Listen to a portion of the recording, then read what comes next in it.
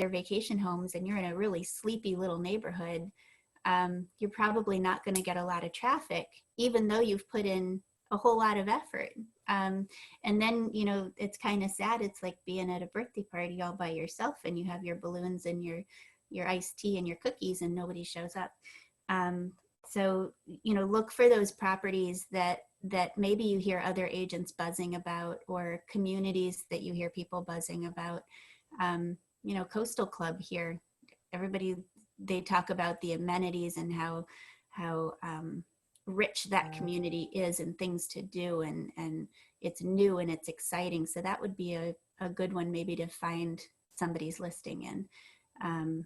You know, rather than some little house that's out in the country with nobody around in the off season. So yeah, I like that. Thank you, Carol. Also, Carol and Erin, this is Julie.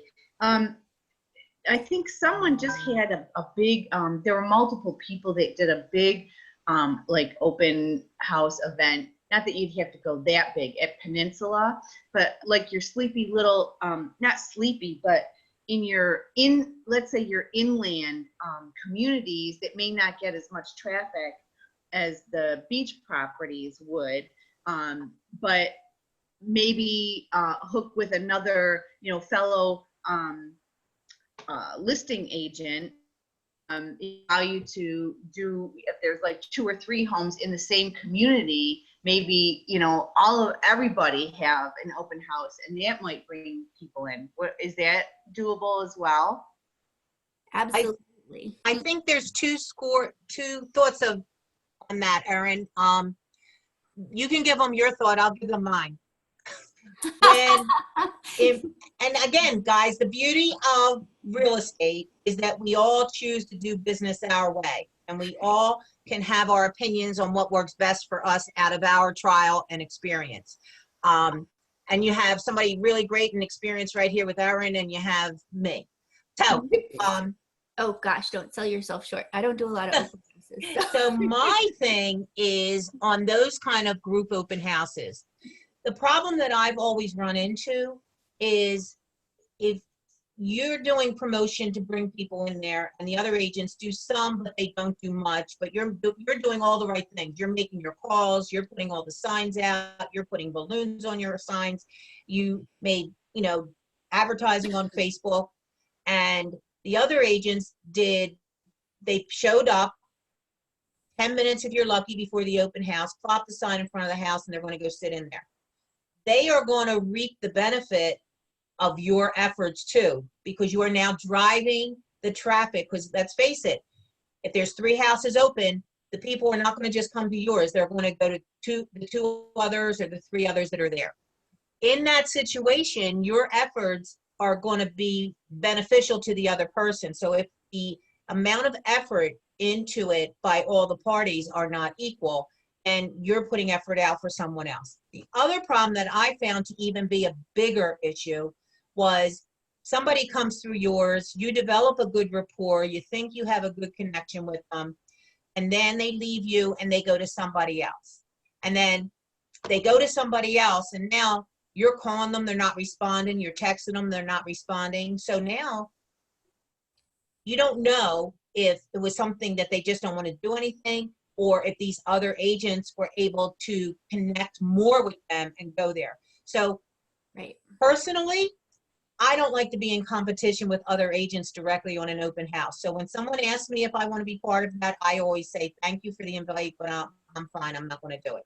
And then what I do is I do promote my home, and then I put please call for an appointment. And then I make sure I'm available that day to show my listing if somebody calls and wants to see it. And I let my seller know these exact reasons that I just explained to you, why I don't participate in these group open houses, but I will be available that day. I will post it on Facebook that it is available for appointment only showings, and I will be there and available to show it.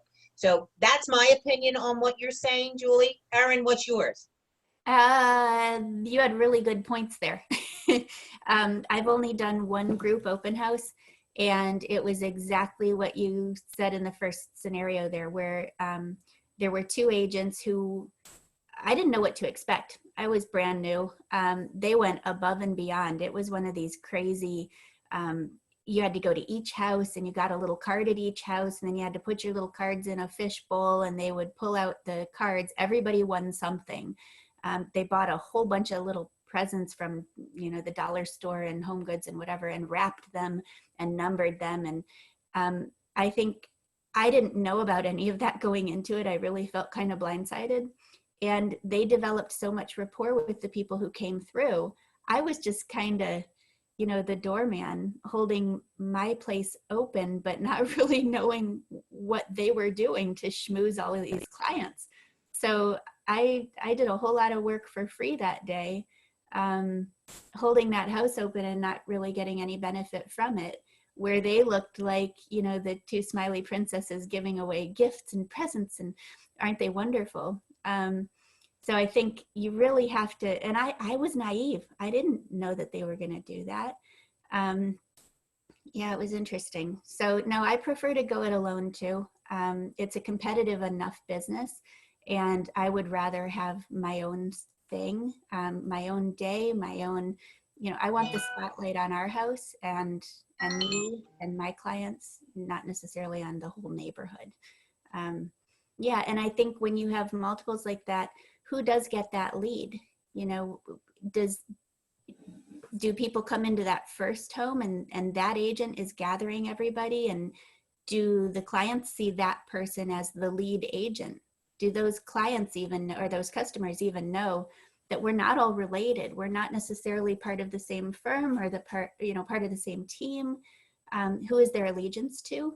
So then it almost becomes a popularity contest, and I don't like that. I've never liked that. So I'm kind of rogue. I say do your own thing, unless you see some benefit. Otherwise, that's like Carol said, it's the beauty of the business is we get to choose how we do it. I don't know. What are your thoughts? Anybody have any thoughts around that? That was all good information. That's Yeah. why you put it out there. You want to hear what everybody has to say, and draw your own conclusions, and that was all good info. Thank you. Thank you. Anybody else? Erin, I have a question for you. This is Terry. Hi, Terry. Good morning. Other than when a house first comes on the market, when is another good time to do an open house? Like if we were looking at other agents' homes, other than first coming out, what would you choose? I might choose a time when the market is a little bit busier. When I notice an uptick in phone calls coming in, or just general traffic in the area.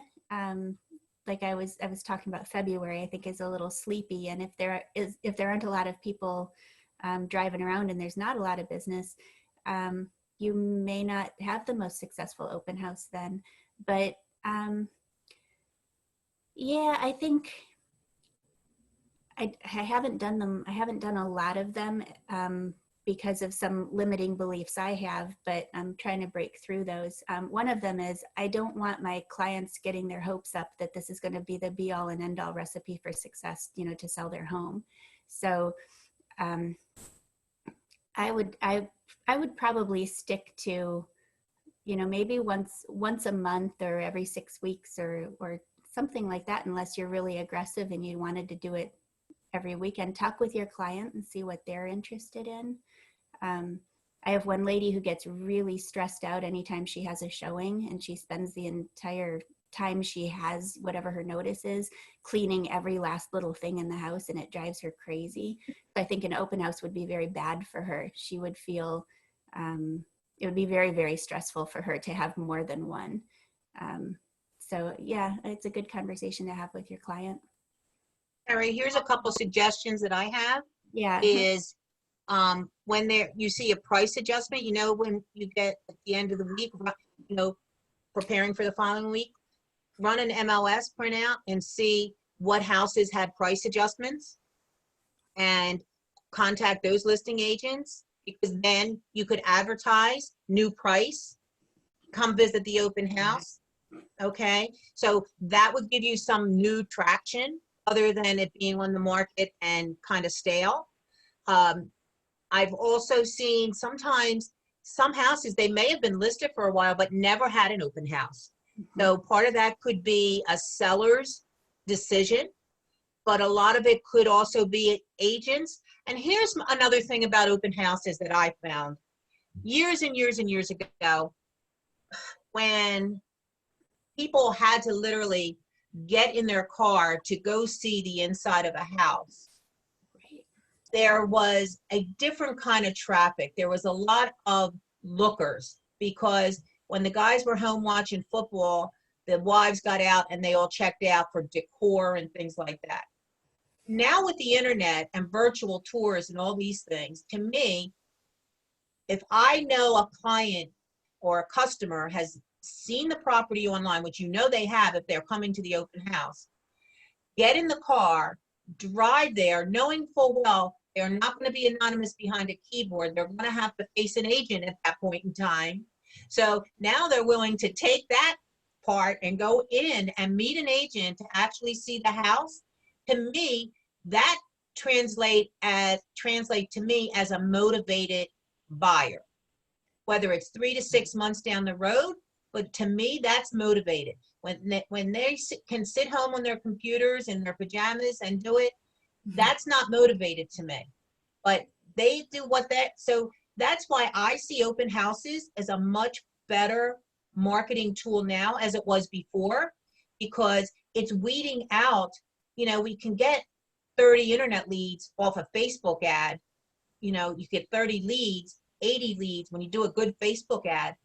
But how many of them really would put 5 minutes of effort, let alone driving a half hour to go see a property? So to me, that just justifies the motivation of the buyer. So whether I get one buyer through or I get 4 or 5 buyers through, that is a high and best use of my time for that Saturday afternoon.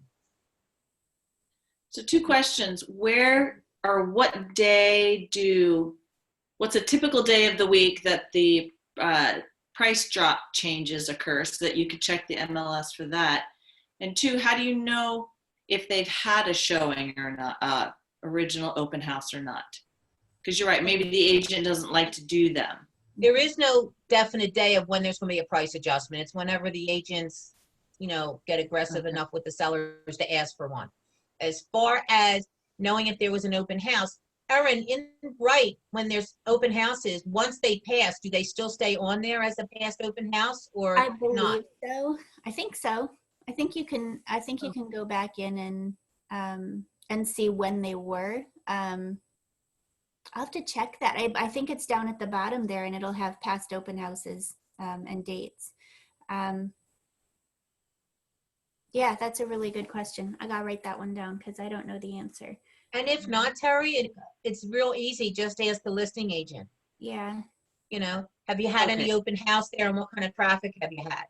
Because you want to come on. You may be newly licensed, but you guys aren't new to life, right? And that's the whole thing. You're coming in here with some life experience, and some people discount newer agents and their enthusiasm and their energy, and they misuse it, which upsets me. And that's why I'm always very protective of you guys, and I want to give you what to look at.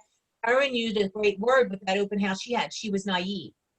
And it's not that she didn't have life experience, because Erin would not, knowing her personality, would not join with 2 other people to do a combined open house and not explain what she's going to do as a group, so that you all could do it. Those 2, to me, colluded and left her in the outside, and she looked like the newbie on it. Oh my gosh. I was such a forgotten little wallflower. It was sad.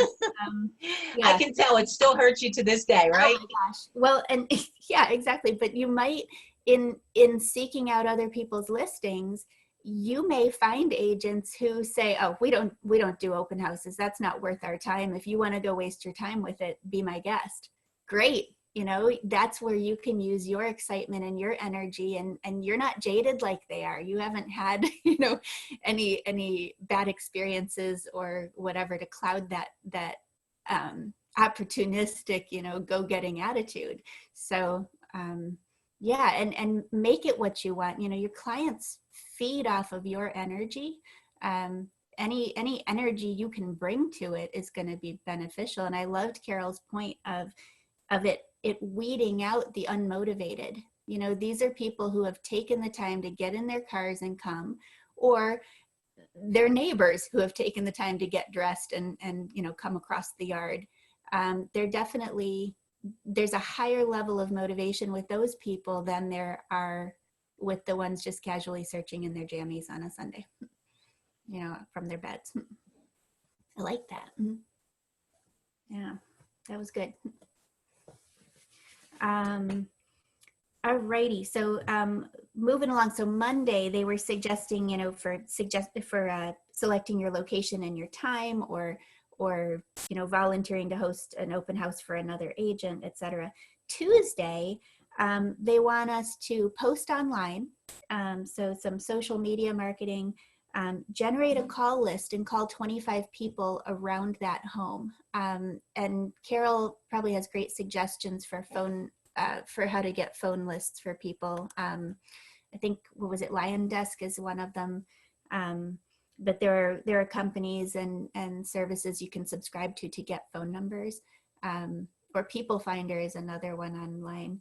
But call 25 people, and there's some scripts further in, you know, to announce that you're having an open house, and you know, you'd really like to let the neighbors know about it. Maybe they have friends or family who would like to live in the community.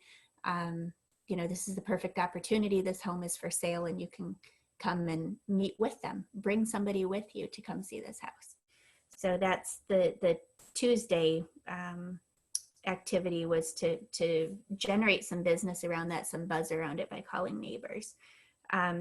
Wednesday, they want you to post online again. Put a sign in the yard, maybe at the house, saying, you know, open house coming, you know, Saturday at 1 or whatever. Then Thursday, you're going to post online again, invite your database, send notes out to your database and let them know. And not only does that let them know about an open house, but it shows that you're an active agent, right? It markets you as potentially a listing agent for them.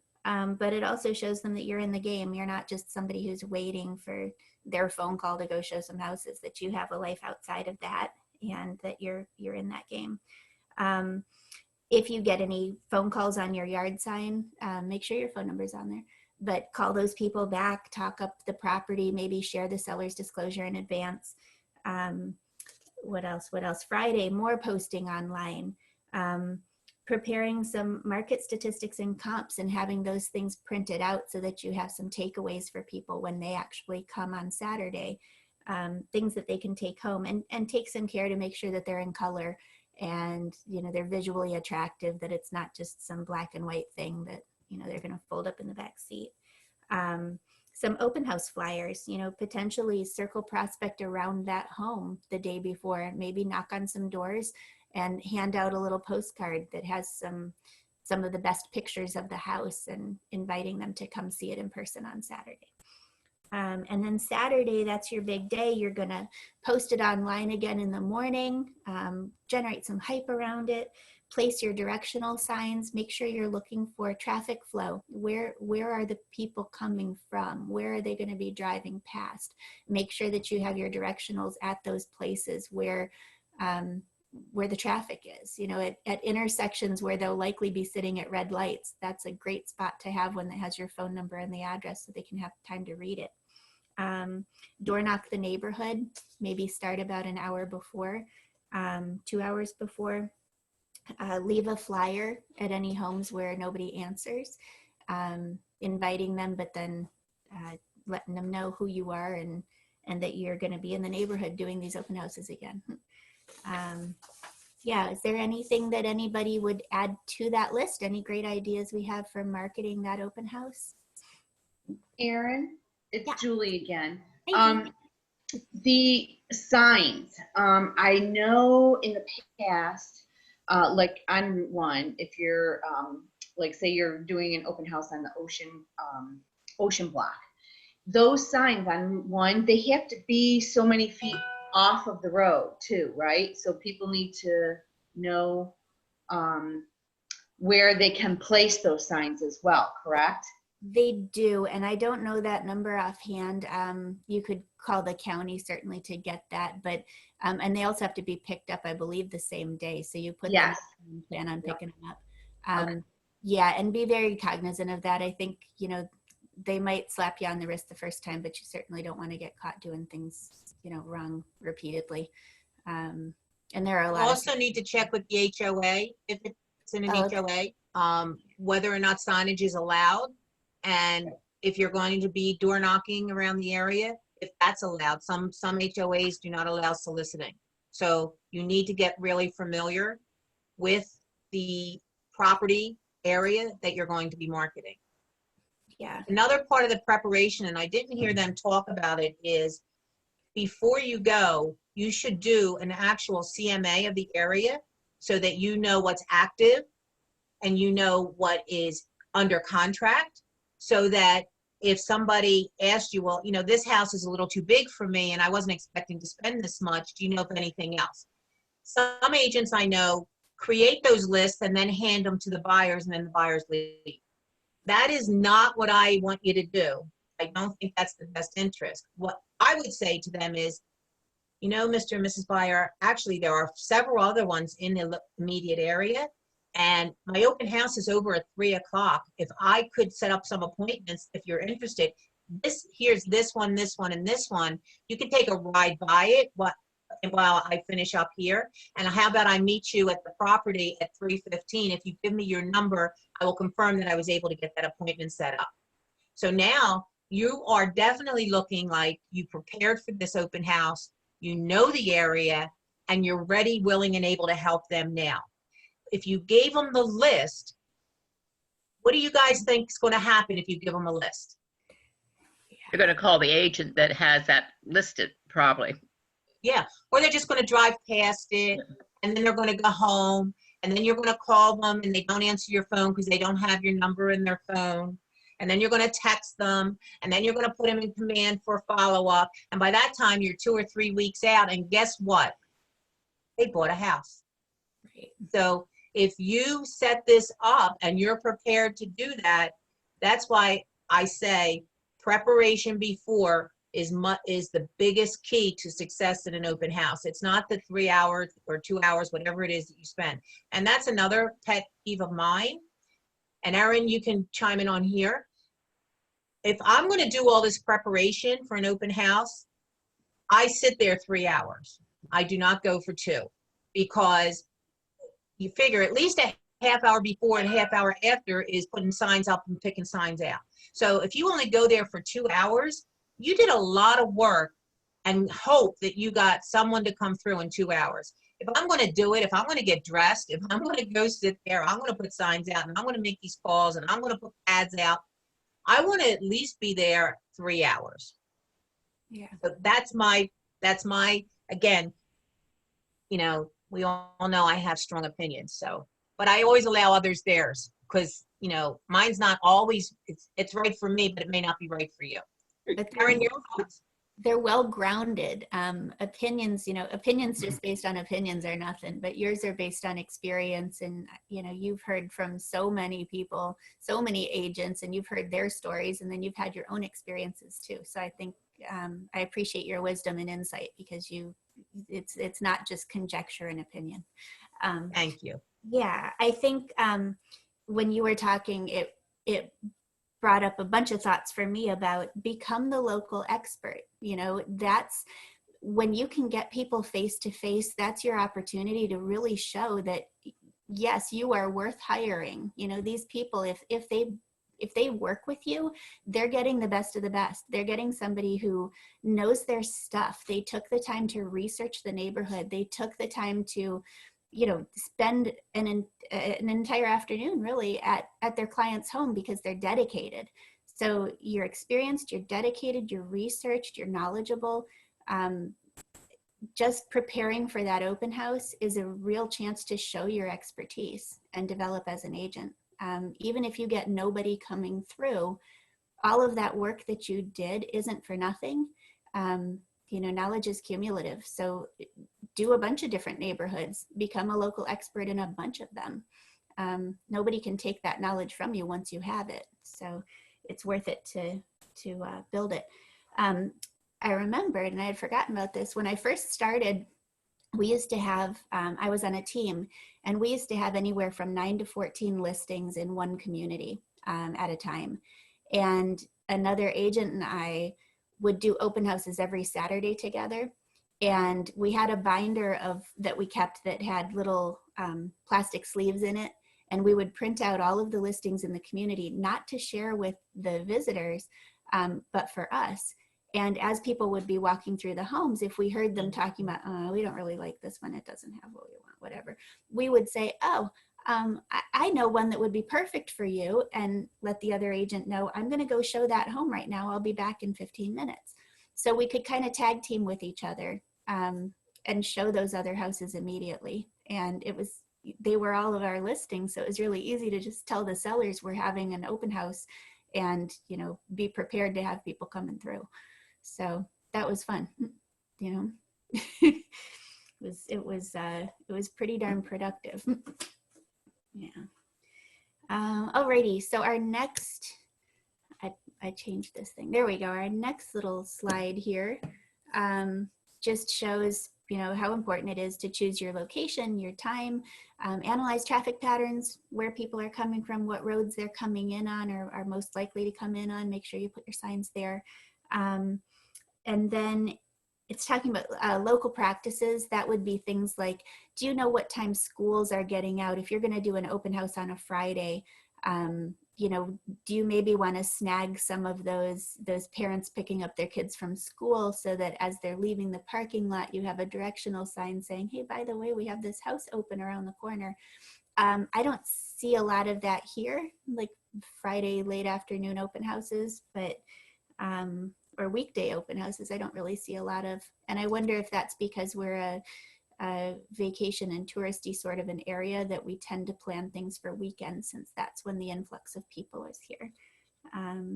Any thoughts on that, Carol? Days of the week? I typically say either a Saturday or Sunday.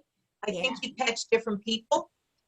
Saturday, when the kids had all their sports and things like that, you usually would miss out on them. So people you would get on Sunday. Other people on Sunday, I think if you're going to do it, I prefer to do it, say 12 to 3. And the reason is to allow people to go to church if that's their choice, and then they can come out after church. So I don't think there's a good or bad time. I know I've seen some people do them like 10 to 12. To me, that's too early on a Saturday to get things up and running and, go out just to look at the house. To me, I think if you do it 12 to 3, then they have their morning to prepare, then get things ready, and then go out for the afternoon and relax. Just my personal preference. Erin, do you do a certain times, or you just haven't done them long enough that you don't have any preference yet? I tend to like afternoons. So I've done Saturdays and I've done Sundays, usually 12 to 3, because I think the later you do them on a Sunday, especially, you're going to miss the people who are leaving Sunday afternoon to go back to wherever their primary homes are. So, I've heard from people say, oh, we really can't stay for that. We need to get a head start on our drive. So on Sundays, as soon as church is out, that's kind of the perfect time. And then Saturdays, same thing, I'd probably do them starting at noon or even 11, give people a chance to kind of get up and enjoy their first day off from being at work, not have to get up at the crack of dawn. And another thing too, when it's raining, especially down here, a lot of people say, oh, it's raining. The sellers will call, say it's raining. We don't want the open house. If people are down here and it's raining, do you ever see the outlets when it's raining because they can't go to the beach? True. So what's the other thing to go? Go check out some real estate.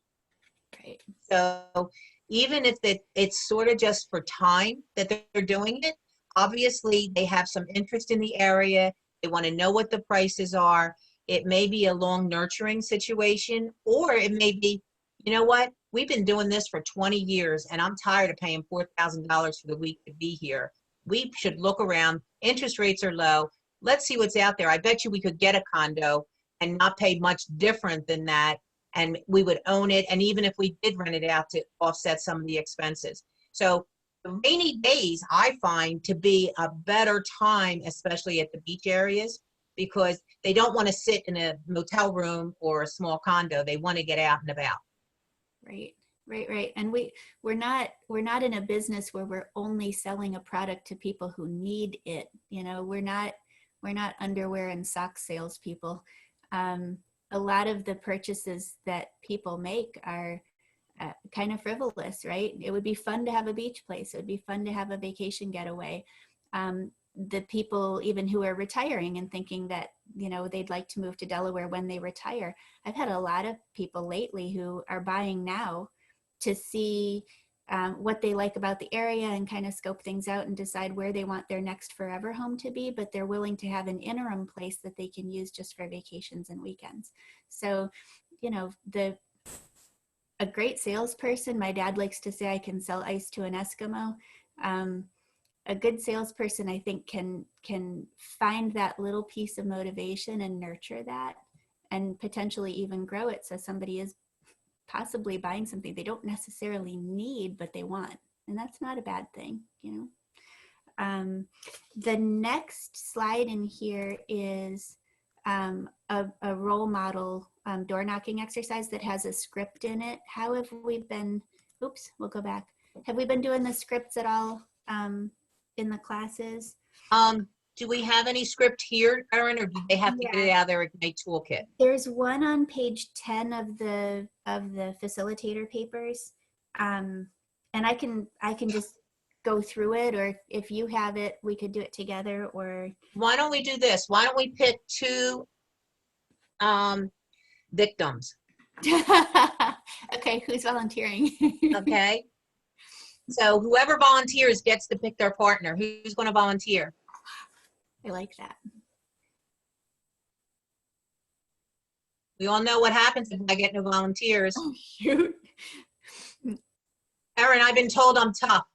You are. You scare me. No, just kidding. In a good way. Okay. John, we're going to pick you.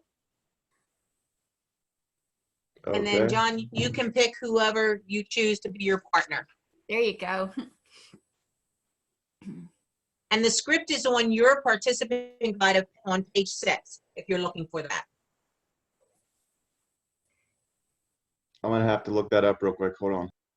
Okay. I wish In I the had meantime, do you want to pick your partner so they can get theirs ready? Yep. Give me 1 sec.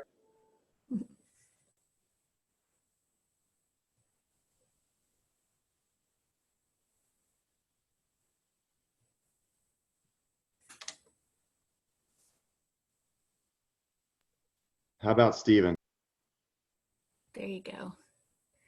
All right, how about me? Because I just FYI everyone, I had a contractor come to my door, so it just I right. don't mind. I'm all about role model. So what I'm assuming, what are we doing?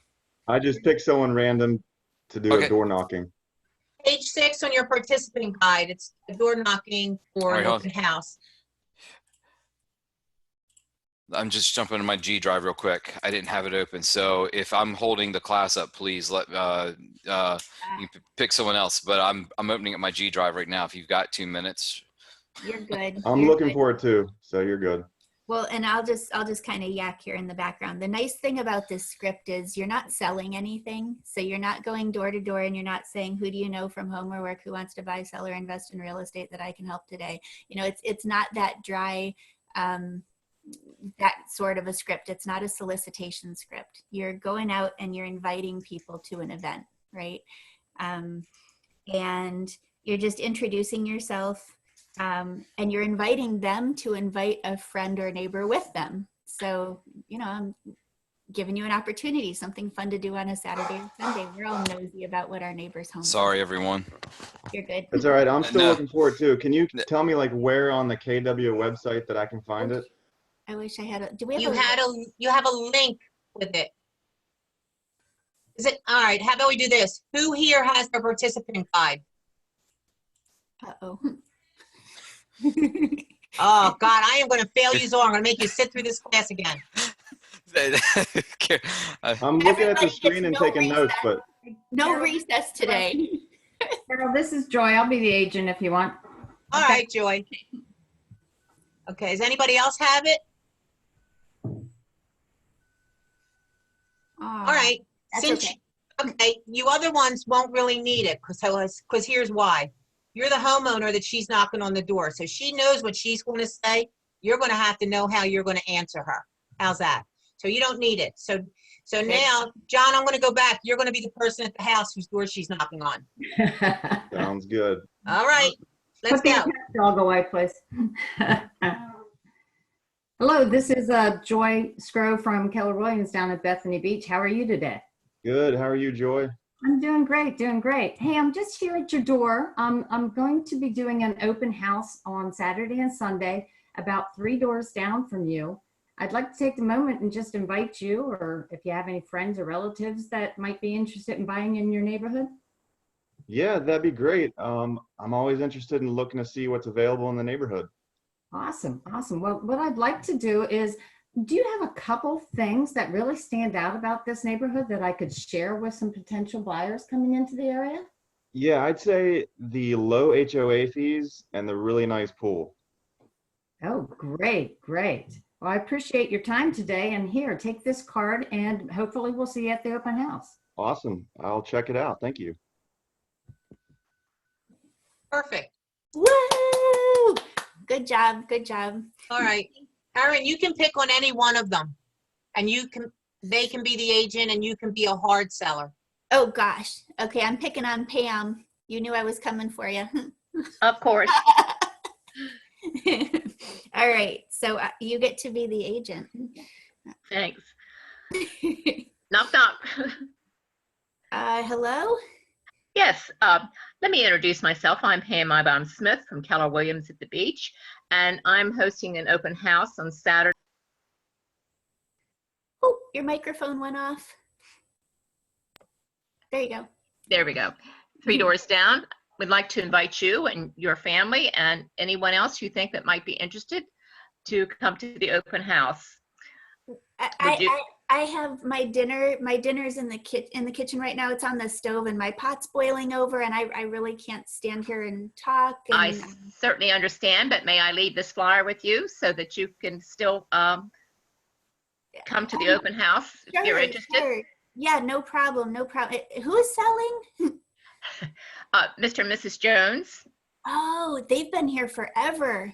Yes, they're going to move out of state, and they're putting their house with us for sale. So we'd like to invite you and any of your friends that might want to move in this neighborhood. It's such a lovely neighborhood. Can you tell me a little bit why you chose this neighborhood? Well, we really like it because there's a lot of kids around, and our kids like to go outside and, play with all the neighborhood kids, but I really have to get going because my pot's boiling over and I gotta get it. I'm so sorry. Well, I certainly understand, but let me leave this with you, and I hope to see you on Saturday from 10 to 2. Hey, thank you so much. I appreciate it. Have a good day. You too. Thank you. Bye-bye. See, I like that because you're not selling anything. It's just an invitation. So even if you have some crazy, harried and hectic homeowner who's like, I don't want to talk to you and no solicitation, or I'm busy and whatever, it's just an invitation, right? She got a couple of little things about what do you like about the neighborhood. I know which home it is. It's the, neighbors down the street here. And it gives her experience talking with people too. Okay. Next slide, Erin. Yeah, we'll flip to the next one. So this is some social media campaigns that you can do through Command. And has everybody done a little bit of social media through Command? Mm-hmm. A little bit. It's pretty easy. You can't mess it up. And I would go in there and just play with it, create a couple of them, and even if it's just advertising, who you are as an agent. Yeah, I like this a lot. It makes it a little easier than what I was doing before. Erin, do you have any made up already in Command? I don't for an open house. I don't know if I can share my You're screen. you're afraid to move away from your PowerPoint? I am, because I lost it before and it broke me off. All right. Do you have anything? Well, I don't know if we can share them. Then you would have to unshare and I would have to share and it would go back and forth. So you'd be in the same position. All right. Well, if anybody needs help with campaigns, you can call me and I'll help you with it. Yeah, with Command, my coach has been encouraging me just to play with it. She's like, you can't break it. Go in there, play with stuff, try it out. You know, that's how we learn, is by doing. So go in there and play. Can Also, you go back a couple slides? I think you skipped some, Erin. Yeah, Oh, right you there. go. That's a good one. So this is, once you're actually at your open house, let me get my little. real There- quick, Erin or Carol, just while we're at it, on speaking about campaigns, and also let's just tie in smart plans. Just if people are going in, like let's just say today or tomorrow, and they're setting it up, it's kind of known. There's a known issue right now that if you, let's just say, for example, part of your smart plan, you have the social and the email. There's being bounce backs of people's emails that are legitimate emails. So I just want to make everyone aware that it's an issue right now going on. The tech support with Keller Williams does know about it and they're working on it. So if you do go in, like Erin is suggesting, which I agree with her, play around with it, but you run into that, just know that it's being addressed.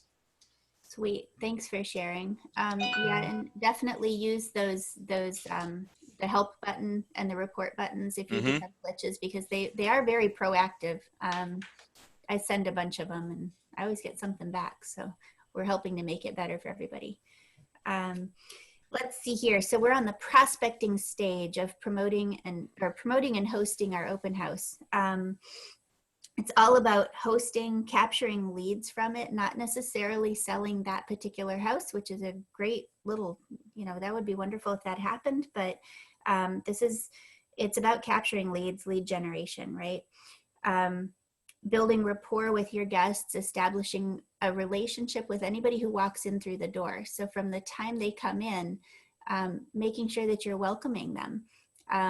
That you're there. They don't have to come through the house searching for you, wondering, is it okay if they walk in? Who's in here? Right? Be right up there at the front of the home where they can find you. Signing in, there's all different ways of signing in. You can have just a paper form that people fill out. You can create a landing page in Command. And if you have a tablet or like I have a little Chromebook, but something that you can keep right up there at the front where people can enter their information right into your contacts on a landing page. It captures them into your Command and you can set them up on all kinds of lovely touch campaigns. But that's really an opportunity for you to have that one-on-one relationship building time with someone, right? They've walked into your area. They're motivated, as Carol said, they're not just sitting in their bed on a Sunday, browsing Zillow. They took the time to be there. So wow those people by knowing about the neighborhood, sharing with them all of the great things that you've learned in your the time leading up to your open house, everything that you've studied and gotten to know. Share with them what you heard from the neighbors. What are their favorite points about the community? Why did they move in? What are some of the really nice amenities or features? Use the Ford technique, right? The family, occupation, recreation, and dreams when you're having conversations with them. Just like we've been learning. Is everybody doing bold right now? Oh no. The bold pivot. I think I know I am, but I don't know about anyone else. Yeah. The Ford technique, it's a great way to have conversations with people, right? You start with the hi, how are you doing? And how's your family? Ask about family. And how's work going? Are you still working right now during this pandemic? Are you able to work from home? Give them a little bit of hope, like, oh, can't wait till things open up a little bit more and we can get a bit back to normal. Recreation. So you're out this weekend, great weekend for an open house. It's beautiful and sunny out here. It's a great day to show off the lawn at this property or the landscape or whatever. And then dreams, get into their motivations for buying. Are they looking for a home? Are they moving to the area? Are they downsizing, upsizing? get them to talk about themselves a little bit. But that Ford method is really helpful. I've been using that on phone calls lately. And I tend to be a chatter, so it keeps me on task. Ask questions. Are they interested in this property? What brought them there? You know, what was it that hooked them and made them want to come in? Have they been in the market for a while? Have they seen other homes? You could ask, are they working with an agent, or have they already been, you know, working with an agent? And keep track of all of those little things. You might want to jot them down while you're talking to them, or you might want to jot it all down as soon as you part, and add that to your database in your notes so that you can remember those conversations you had with people and better provide service afterwards, you know, when you set them up on drip campaigns or follow up with phone calls. There's another thing, Erin, I wanted to get in here about providing them value. When you meet with the people, I know some of them don't want to sign in and things like that, but I would talk to them about your app and kind of show them how they can search for houses, and they don't have to have 1,000,001 agents bugging them, which is what most people are afraid of. Say, if you would provide me your phone number, I can send you a link for my app, and you can search every house that's available, whether it's open houses, regardless of who has it listed. And you can also do a market analysis on there and see what your values are worth and things like that. Would it be okay if I sent that to you right now? So you could do that right there where you're with them and walk them through it. And it would also get you into their phone and them into your command. I like that. I like that. Capture, you know, definitely lead capture. And one other thing too is not motivation, timing. You know, how quickly are they looking to buy something? That can be helpful too, because I think sometimes we get caught up in the conversations of getting to know people, and we want to be friendly and build rapport and all of that wonderful stuff, and we forget to ask, really, how motivated are they? Is this somebody who I need to, you know, jump up and we need to work quickly, because if I don't, they're going to find somebody else and be off to the races with them. Or maybe they are somebody who's just a little bit of a tire kicker. They're just a little nosy. Maybe they might move if they found the right thing, but that can help you know how much effort to put in immediately. I know Matt Fedek talks about the A clients and the B clients and which group they fall into. And that can be helpful too as you get busier. You know, where is the best use of your time, right? Probably highly motivated people. Those are the ones we should really be spending a lot of our time on first, so you don't lose them. Let's see, next slide. So this is just showing a couple different options for capturing your lead, right? You could do printouts, and there are a lot of printouts available. You can use the Keller Williams ones, or you can Google them too, and there are a ton of creative ones people have made, or add them right to your database. And I love that idea, because then they're already in there and you can share the app with them. You can set up neighborhood snapshots with them. Command is kind of incredible. The more I keep using it, the more I'm liking it. So. This is a neighborhood landing page example, and this is what you would have maybe sitting on a small table at the front of your open house. When people come in, you can capture their name and email and phone number right there, and create this little landing page that shows them where they are and maybe some details about the property. But the nice thing about these landing pages is that puts the person right into your database. So you don't have that step later, you know, after you wrap up for the day. Let's see, this is important to talk about realtor safety with open houses. You know, typically we're there by ourselves, and there are some things that you can do to make your experience safer. I don't ever park in driveways. I don't want to be parked in by somebody else, so I usually park along the street. Introduce yourself to the neighbors in case you might need somebody during the time that you're there. You know, it doesn't hurt that they know who you are and that you're sitting there by yourself, right? Your prospects, never turn your back on a prospect. I let the prospect lead. So they go up the stairs first. I'll say, oh, just, head up the stairs and the master's to the right and you'll find 2 bedrooms on the left, whatever, kind of leading them from behind, because I don't want to be behind or in front of somebody who can potentially trap me or who knows what. When you first get to the home, familiarize yourself with the layout. Make sure that there is a back door, a side door somewhere else that you can get out and unlock that door. I've seen a lot of people that have keyed deadbolts. Those are kind of hard to open quickly. So make sure that your doors are unlocked so that if you did need to get out, you could. And your clients will also appreciate that, because if they want to go out through the sunroom into the backyard or whatever, it's all ready for them. So just kind of know where you are and multiple ways of getting out.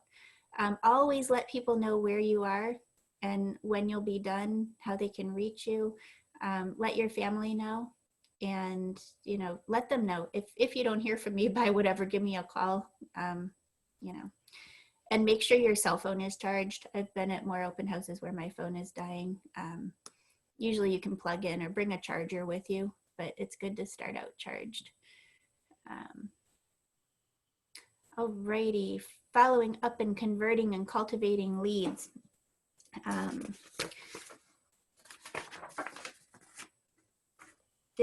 shoot, my pages are out of order, so sorry. There we go. So now that you've captured a lead during your open house, you're going to cultivate those leads afterwards, right? Using touch programs, nurturing these people, qualifying them, making sure that you're marketing to them appropriately. You're going to enter all of your folks that you met into your database, if you haven't already, through command or landing pages. If you've gotten any appointments from those people right there and then, and they've said, well, this isn't quite the house for us, and you said, oh, no problem, I have another one down the street or whatever, and you've made those appointments, make sure that you transfer those into your calendar so you don't forget. It suggests to tagging your prospects according to their time frame. Are they immediate? Are they future? Within a couple months, 9 months, 6 months, whatever. And then customize your touch campaigns so that you can really stay in touch with these people now that you've captured them. You can add them to smart plans in command. You can send them what they call high value touch, little gifty things in the mail. You can send magazines, recipe cards, little flashlights. I've seen all kinds of neat stuff. Screen cleaners, those little microfiber screen cleaners you can have branded to yourself. All sorts of companies online where you can get little tchotchkes and things that help keep you top of mind. I wouldn't send a ton of those, but maybe once a quarter, twice a year, somewhere in there. And really take advantage of the campaigns that are available in command to stay in touch with people, and then just stay in touch until you convert them and they're ready to buy. Next slide. So this is going to be best practices for hosting. We have all kinds of great ideas for this, and I'll be interested to hear what Carol has to say, or any of you too who might have done some open houses. Things that you can do to stand out so that you're not just an agent standing in somebody's kitchen waiting for people to walk through the door, right? You can host a speaker, maybe pair up with a contractor or a lender or somebody else who has some expertise in some field of home ownership, right? To be there with you. It'll give you company. It'll give you a measure of safety because you're using the buddy system. But then it's also somebody to talk about different aspects of the home buying arena, whether it's, people come in and they say, oh my gosh, we don't know how we could ever afford a house like this. What with the rates right now, I don't know what I'd need down. Hey, guess what? I have a lender right here ready to jump in. Or a contractor, if it's a home that may need a little bit of work, have somebody right there on site who can maybe suggest some improvements that could be made or talk with people about their concerns. I think that's kind of fun. A home stager. Home stagers might not necessarily help somebody who's looking to buy a home, but somebody who wants to list a home and they're coming in to get an idea of who you are as an agent and what these people have done to make their house stand out, and maybe what they need to make their house look like to attract attention. Maybe having a stager there would be helpful to chat about what was done to get this home ready, right? And that might inspire them to talk with you about that too. Raffles, you could hold raffles. Anybody who comes in and shares their information with you, you can put them in a drawing, and maybe they win a gift certificate for a local restaurant or Home Goods or Marshalls or something. And then one of the ideas that they had in the facilitator handbook was an open house scavenger hunt, which I thought was kind of fun. You can print out a page that has questions. How many fireplaces did the home have? Which room had an inviting window seat overlooking the backyard? Which room featured some custom built-in shelving? It gives them something to do. It makes them pay closer attention when they're walking through the house. It might share the different features of the home and really cement those in their mind so they remember it when they leave. But I think it also shows them what a creative agent you are, and they may be fun, and when they want to sell their home, they want to work with you, or they know that you're the agent they want to buy with, right? Maybe not this home, but that person had a lot of personality. We want to stick with them. There was an example of Keller Williams in New Mexico, and they had 9 open houses the same day in their market center. And there was a checklist that the clients had to fill out for all of these 9 homes. And it was like this giant scavenger hunt. And they were all entered to win an iPad mini. So I'm like, that's kind of fun if you wanted to pair up with people. And we talked about that already, but get creative with it. There's no right way or one way to do an open house. I think the more fun and the more memorable it is, the better you're going to do to cement yourself in your customers' minds. There's some suggestions too. Number 3 here, getting the house in showing shape. Make sure that you instruct your sellers before the open house what they can do to get their house in the best shape for showing it, right? Make sure beds are made. Make sure toilet seats are down. That's one of my little pet peeves.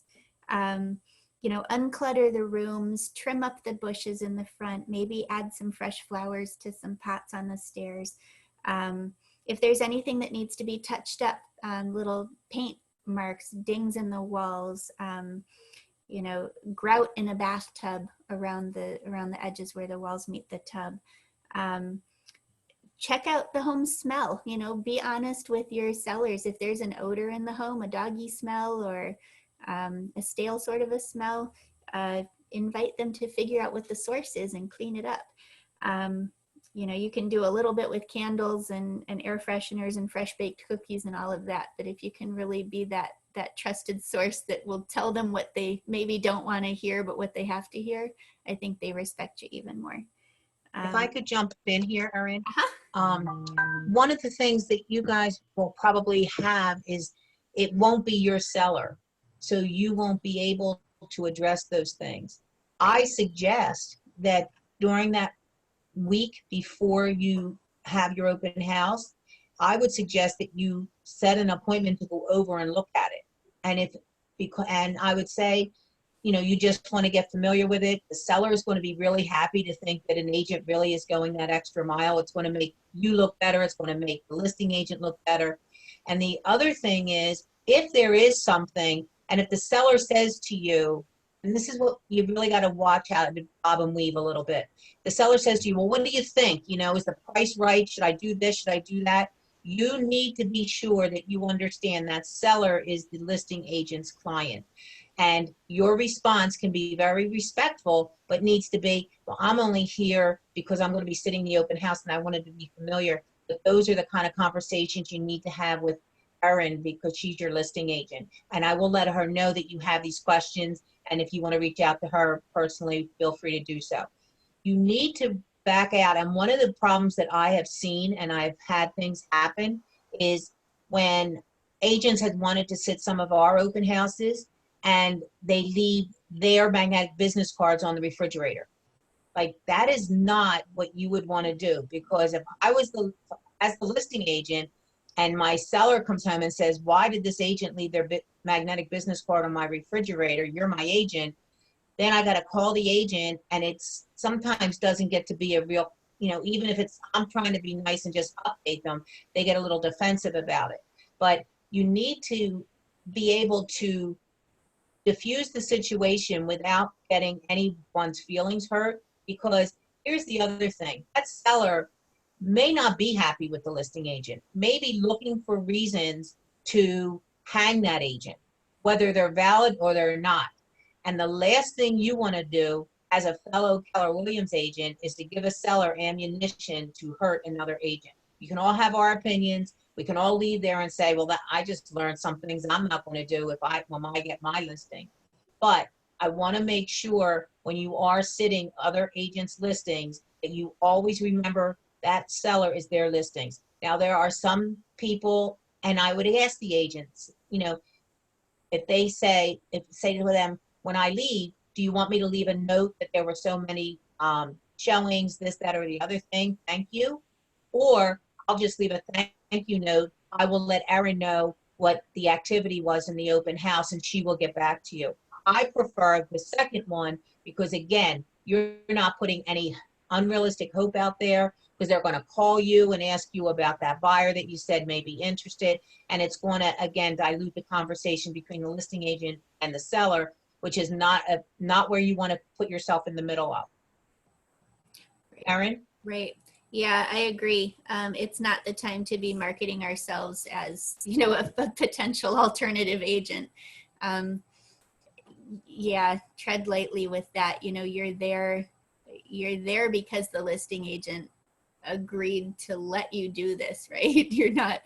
You shouldn't be trying to insert yourself as and you may not even realize you're doing it. Right. That's the real scary thing. You may think you're helping the situation and you don't even realize you're doing it, but it's ammunition that the seller will use against the listing agent. So the less you say, the better.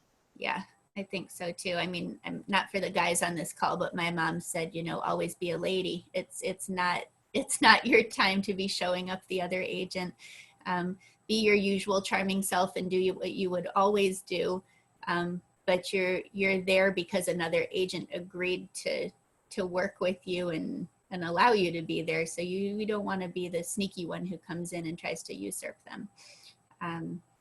Yeah, and like you said, you may not even be trying to do that. Maybe that other agent who's letting you do this is a really lazy agent and really hasn't done much of anything for these clients. And the clients are just going to see that, you were willing to and you're there, and that's fine. They're going to form their own opinions, but try not to be the person who's, helping them form those opinions, I guess. Just be yourself, be your normal self. I love the idea of making an appointment to look at it before, though, because that shows the client too that we're serious about it and, interested in doing the best job we can do for them. Yeah, I like that. And then go live down here at the bottom, number 4. Yeah. Yay. So when you're hosting, absolutely welcome the visitors at the door. If it gets so crazy and you can't welcome everybody all at once, then make sure you get to them while they're wandering around. Do it as quickly as you can. Think about safety, get the house in showing shape.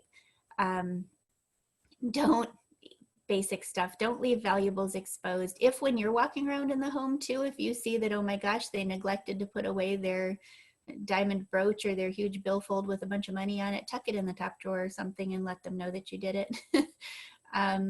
Don't have messy meals or snacks. No red Kool-Aid. We love our red Kool-Aid, but no water bottles, I think, are fine. And yeah, don't make assumptions about people. They're just the neighbors. They're just here being nosy. You never know. Maybe the nosy neighbors are thinking of getting another home too. So, or those people could never afford a house like this. I saw the car they drove up in, that kind of stuff. And if I could just go back to that about hosting, just with the COVID virus right now, I spoke with Walt over the weekend because of this class today, and I wanted to make sure that my understanding was clarified. And in Maryland, and Walt agreed with me, is that open houses are now allowed. Okay, that's what Walt said. But in Delaware, we still cannot do open houses. But here's my suggestions, even though they are allowed in Maryland, it's allowed with all the social distancing things. So the way I would suggest that you do it is, number one, that you keep the door locked. You put a sign on the front door and you say, only one showing at a time. I am available. If I cannot answer the door immediately, it's because I'm with someone, but I will be here. Just ring the doorbell. Then you come back. So when those people are leaving, the next person can come in. Make sure you have your masks, and you also have masks to give anyone. If they do not have a mask, you should not let them in. Okay? Then also gloves would be really great so that they're not touching anything. Mhm. And then you may want to have some hand sanitizer. Even if pump one, that as they walk through, they can put it in, and then as they go. So you need to prepare your package of what you're going to have to be safe. And there is a COVID certification that we were using in Delaware specifically, that no one has been exposed, no family member has been exposed, and things like that. I believe there is one also for Maryland. Strongly suggest when you have them sign in that they also sign that.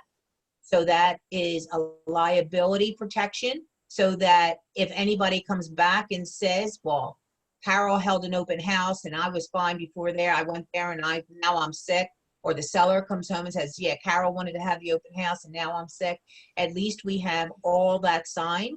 And you may even want to have the one signed by the seller there, or even have them sign like 4 or 5 of them, so that you have them. So when the buyers sign it, you can just screenshot it to them so that you have everything all together. Any questions on that stuff? Mhm. No, actually, Carol, you brought up a good point. I was talking with an agent over the weekend about that with open houses, because in Maryland, the thought was, I know our restrictions have eased more so than Delaware, but there was the thought that open houses were still not allowed. So you've given me something that I need to kind of follow up on. Thank you. Yeah, I mean, that was the conversation I had with Walt. Okay. Now, I don't know if that's that's broker opinion, or if that's the company's stance. No, So, that will help me. Like I said, I'll reach out further and kind of do some research. So thank you for bringing it up, because that very same thing came up this weekend. okay. It's my job, Stephen. I do my job. You're good. Okay, I'm sorry. Go ahead, Erin. You're good. You're good. And then this is funny because the disinfecting wipes was in here from before. It wasn't added for COVID, so they were wanting us to make sure we cleaned up after ourselves anyway. But these are just some things that you could keep maybe in a bag in your trunk, so that you're always prepared.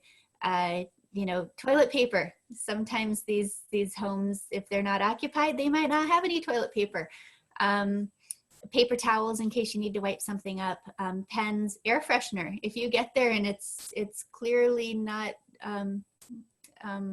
pleasant smelling in there, air freshener could help you out. Extra business cards, backup battery or your charger for your phone, measuring tape. Sometimes you get people who they just need to know what that wall measures, because Great Aunt Sally's hutch needs to fit on that wall. So measuring tape's a good thing.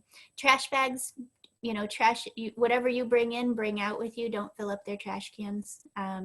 Tissues, there you go, handy stuff. Another thing on the toilet paper, Yeah. if you're sitting a vacant house, before anybody uses it, make sure the water is working. If it doesn't, I would add on here masking tape and tape down the lids. Yes. Okay? Yes. Because it has not been a pleasant experience, and a couple bottles of water does not help. No. So be proactive on that. Yes. I used to carry 2-gallon jugs of water in my trunk, because it seemed like the very first summer in real estate, I kept finding bathrooms that weren't flushed and no water in the tanks. I was like, grr, I don't do it anymore. Yeah, I just let the homeowners know. Okay, next one. This is all about follow-up. So the lead generation model, right? We prospect and we market and we capture these leads, and we have leads and we have contacts, right? We cultivate them, we mix them all up there in that funnel. Hopefully it leads to appointments and under contracts and closings, right? So that was that on that one. Oh my goodness. Yeah, Erin, we'll go back to that. I usually break at 11:30 and give them 15 minutes to go get some coffee and hit the bathroom where their water's working, and then come back around 11:45, and then we just breeze through the rest of it. There you go. Does that sound good for everyone? Sounds good. Thanks, Carol and Erin. You're welcome. I'll see Thank you. you. We'll see you when you get back. Okay. All right. Feel like we need intermission music or something. Yeah, the papers. I'm trying to find them. They're like weirdly out of order.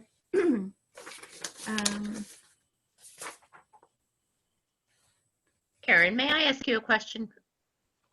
Oh, me? Yeah, this Yeah. is Pam. The other place where I used to work, they always wanted you to do lots of balloons. Does that seem kind of out of date now? Not really. Okay. I've had, and it's funny because I think it's really a regional sort of a thing. There are people who think balloons are terrible and you know, they're harmful for the environment. I'm not going to argue that they're good for the environment, but if I tie them down and they're not blowing all over the place. But no, I like something flashy. You know, I saw some cute giant pinwheels. They were big. They were probably 18 inches around at Michael's. And that was last summer, but I bet you dollar stores and those sorts of places would have them too. And they would be flashy. Maybe if you could attach them somehow to your sign and they'd be spinning around in the wind. You know what I do, Erin? I go on Oriental Express and I order the pinwheels. And I don't get the real big ones because I get the ones that are probably 12 inches across maybe. Yeah. And then they slide right into the corrugated signs at the top. When you have the pole, they slide. So then you could have a couple there, and then it draws their attention to the sign. But then for the people that feel that you're not environmental safe, so it keeps you in play. I always usually do put things right in front of the house. Another thing I have is you can go on the sign places. There are open house flags similar to the ones that we have outside of Keller Williams. And Bob has one that he uses all the time. I think they're like $50, maybe 100 depending on the size. But it is a game changer because it is very visible. You don't tend to ride by just because you're not looking into the sign. It's right there, usually in that grass spot between the sidewalk and the street. And it's an attention grabber.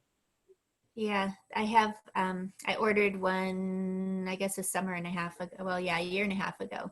It's a big long one and it says open house and it says agent inside and the pole, it's a telescoping pole with a big and spike. is yours like in a bag, like a carry bag, so it all breaks down and all? I wish I had a carrying bag for it. It's just kind of loose in my trunk. But ours came with a carrying bag and stuff like that. So, you know, everything's nice and compact. It's awesome that it keeps it together. Mine's in like 4 different pieces and, you know, you stick them all together, but then it's got a little stretchy bungee cord that goes from the bottom of the flag down to the hook to kind of hold it tight on there. But yeah, that thing's awesome. It's nice because you can see it from far away. And so I put that right at the house and I figure if anybody doesn't know which house is open. Exactly. That's what we don't do. want to work with them anyway. But yeah, a lot of people get upset if they see balloons, I found out, and also balloons pop in the hot summer a lot. And I've had them pop in the car going to the open house. I thought I was shot. We have to add that to our bag, to our success kit, is a mallet, either a sledgehammer or a rubber mallet, because true story. So I was doing an open house in Long Neck, and that bank that's right there at the corner where the little Ace Hardware is, I had put a directional sign right on that corner, and it's really rocky there. And I was trying to pound the sign into the ground and it wouldn't go. So I tried my shoe and it wasn't going. And there was a rock next door, like on the ground. I tried the rock, that wasn't doing it. And I had one of those paint decks. It's like a book from Sherwin-Williams that has all of their paints in it. And it's got a really rigid cover on it. And I thought, I'm going to use that, right? So I'm whacking at the sign, and the thing cracked, and all of the paint cards went flying in the air. It was windy, and they're flying, and they looked like rainbows because all the little color strips were going everywhere. People were honking at me and yelling stuff. One guy yelled, "Smooth move, Barbie doll." That was fun. Oh, God. I was so embarrassed. Yeah. Sadly, my success kit now looks like I'm ready for a murder. So I have gloves and masks and zip ties and hand sanitizer and paper towel. You have a placement for a husband, right? Right.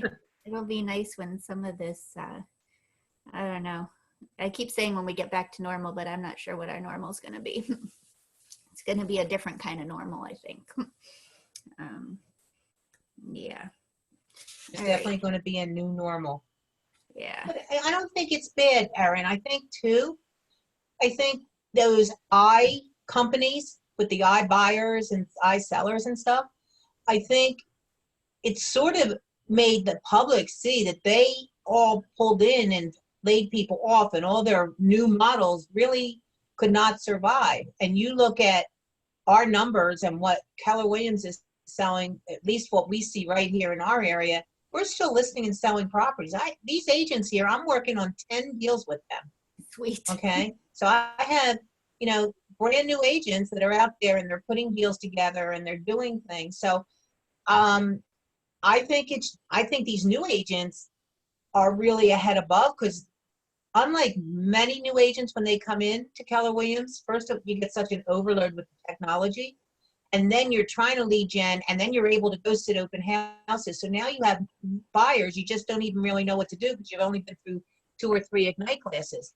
Right. And I think these people have had the opportunity to really build their foundation strong with the command classes, with the Ignite classes, with all that stuff. And they're starting to be able to, and they're learning the virtual stuff that we have to learn too. Doesn't matter how long you're in the business, we all have to learn, the virtual open houses, the virtual showings, and so I think, this batch of agents are going to be really poised in a very good way. I think so too.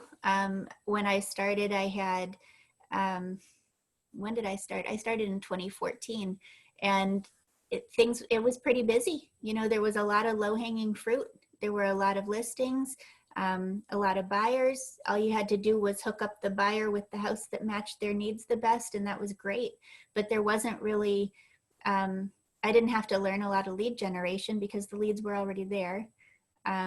I didn't have to really learn about how to solicit listings, or there wasn't a lot of competition for the listings either because of the market that I was in, because it was, leased land. And at that point, there weren't a lot of agents who were doing it. So it was very easy. And I wouldn't say I developed bad habits, but I didn't necessarily develop great habits either. I didn't need to.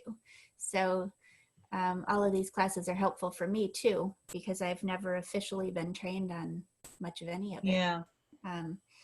And well, I hate to say I've lived through several of these different kinds of market shifts in 2008 and 1980s and all those things. So, you learn from them, and living through them is difficult, but to me, only the strong get going stronger. And it's also a natural purging of agents that got in thinking it was going to be very easy. Yes. And like you just said, agents that thought it was going to be very easy. And then when you really had to have some backbone and some knowledge and some systems in place, they are the ones that end up leaving because they they didn't realize they were selling a service and not a house. All they were doing was selling a house and matching up the sellers and the buyers. Whereas if you know your product, which is your service, and your value proposition and your systems, you can survive survive downtimes, you can survive COVID-19, you can survive, the Great Recession back in 08 and through 11. So all those things. And I just think that it's going to be a new normal, just like what happened before when the lenders, they made all those bad lending decisions and all that kind of stuff. We still did business. During that time, I closed 700 short sales. I negotiated 700 short sales between 2008 and actually last year I decided to close my short sale consulting business down because I was done. Do I feel that maybe we might start seeing some short sales come back and some of that because of the forbearances and people taking advantage of them, maybe to make it easier, but not necessarily because they needed it. And then they back themselves into a corner. And then lenders, they all tell you, oh yeah, we'll have to talk again in September, or we'll do this. And then when you talk, their option is a loan modification, which takes another 6 to 8 months. And then the people by then are a year behind. And if the loan modification doesn't work, or the lender doesn't make that much of a difference, because let's face it, how much more can they modify if the interest rates are 3%? Right. So I can see there may be some kind of influx then, but like I said, we still sold houses. Gary Keller shows at Family Reunion every year. He shows, some market statistics at I can't remember what we call our the big session where everybody's in the huge convention hall and we're all, listening to pounding music and craziness. And he has these great graphs that he always puts up. And the one that always strikes me is that it's like somewhere between 4.5% and 6% of homes transfer hands every year, no matter what, whether we're in a recession, whether we're in a great recession, whether we're in whatever we're in. It's always somewhere between about 4.5% and 6%. And so in the really good years, it's 6%. And in the really, really bad years, it's still 4.5%. And you think, wow, to be 1.5% different, between the greatest of times and the worst of times. And to see how that 1.5% affects us as an industry and the mindset of the country as a whole, financially. But I keep that in my head that it's 4.5% to 6%, always. It's a steady block of homes, transferring every year. And we're going to get our, what do we call it? Our unfair share of those, because we're going to have the best trained, most resilient agents on the planet. Exactly. Yep.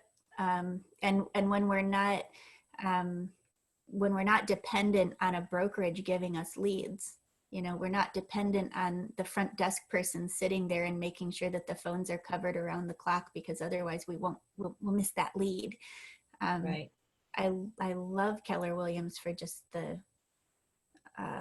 knowledge that they give to us and the training they give to us and the resources they give to us, because what's the saying, that teach a man to fish. Exactly. Yeah. Exactly. And that has always been my mode of teaching. Mm-hmm. And even like our team and things like that, like a lot of agents join teams because they think they're going to get leads. Mm-hmm. I always say or agents that complain they want to leave a broker because they weren't getting enough leads or whatever. I always say, you're only if a broker gives you a lead or a team lead gives you a lead and that's your sole business, you're only as good until they don't give you another lead, and then you have nothing. Whereas if I use leads as a incentive as opposed to something that's owed to you, you're going to learn how to survive. You're going to learn how, or if not, you're not going to be in the business 4 or 5 years, and you're going to drag it out. It's going to take you a very short period of time. Either this is what you got to do to lead gen. You got to learn how to lead gen. You got to do it. You have to follow systems. Or if you just think you're going to be handed a lead or something like that, or be on floor and get something, that may prolong your decision, but eventually that decision will happen. Right. Right. The baby birds can only stay in the nest so long. Yeah. And you know what, too? I think, and I always say, people that are good at their craft make things look easy. They're not, but that's why they're the professionals. That's why they're good, because it looks easy. And people come in thinking, oh, well, look at this check. I'd like to get that kind of check. And, they don't realize you may have worked that buyer for 3 or 4 months and then waited 3 or 4 months to get paid. That's 6 months, 8 months, 10 months of nurturing if it's new construction to get that check. Right. And staying on that person and Yeah.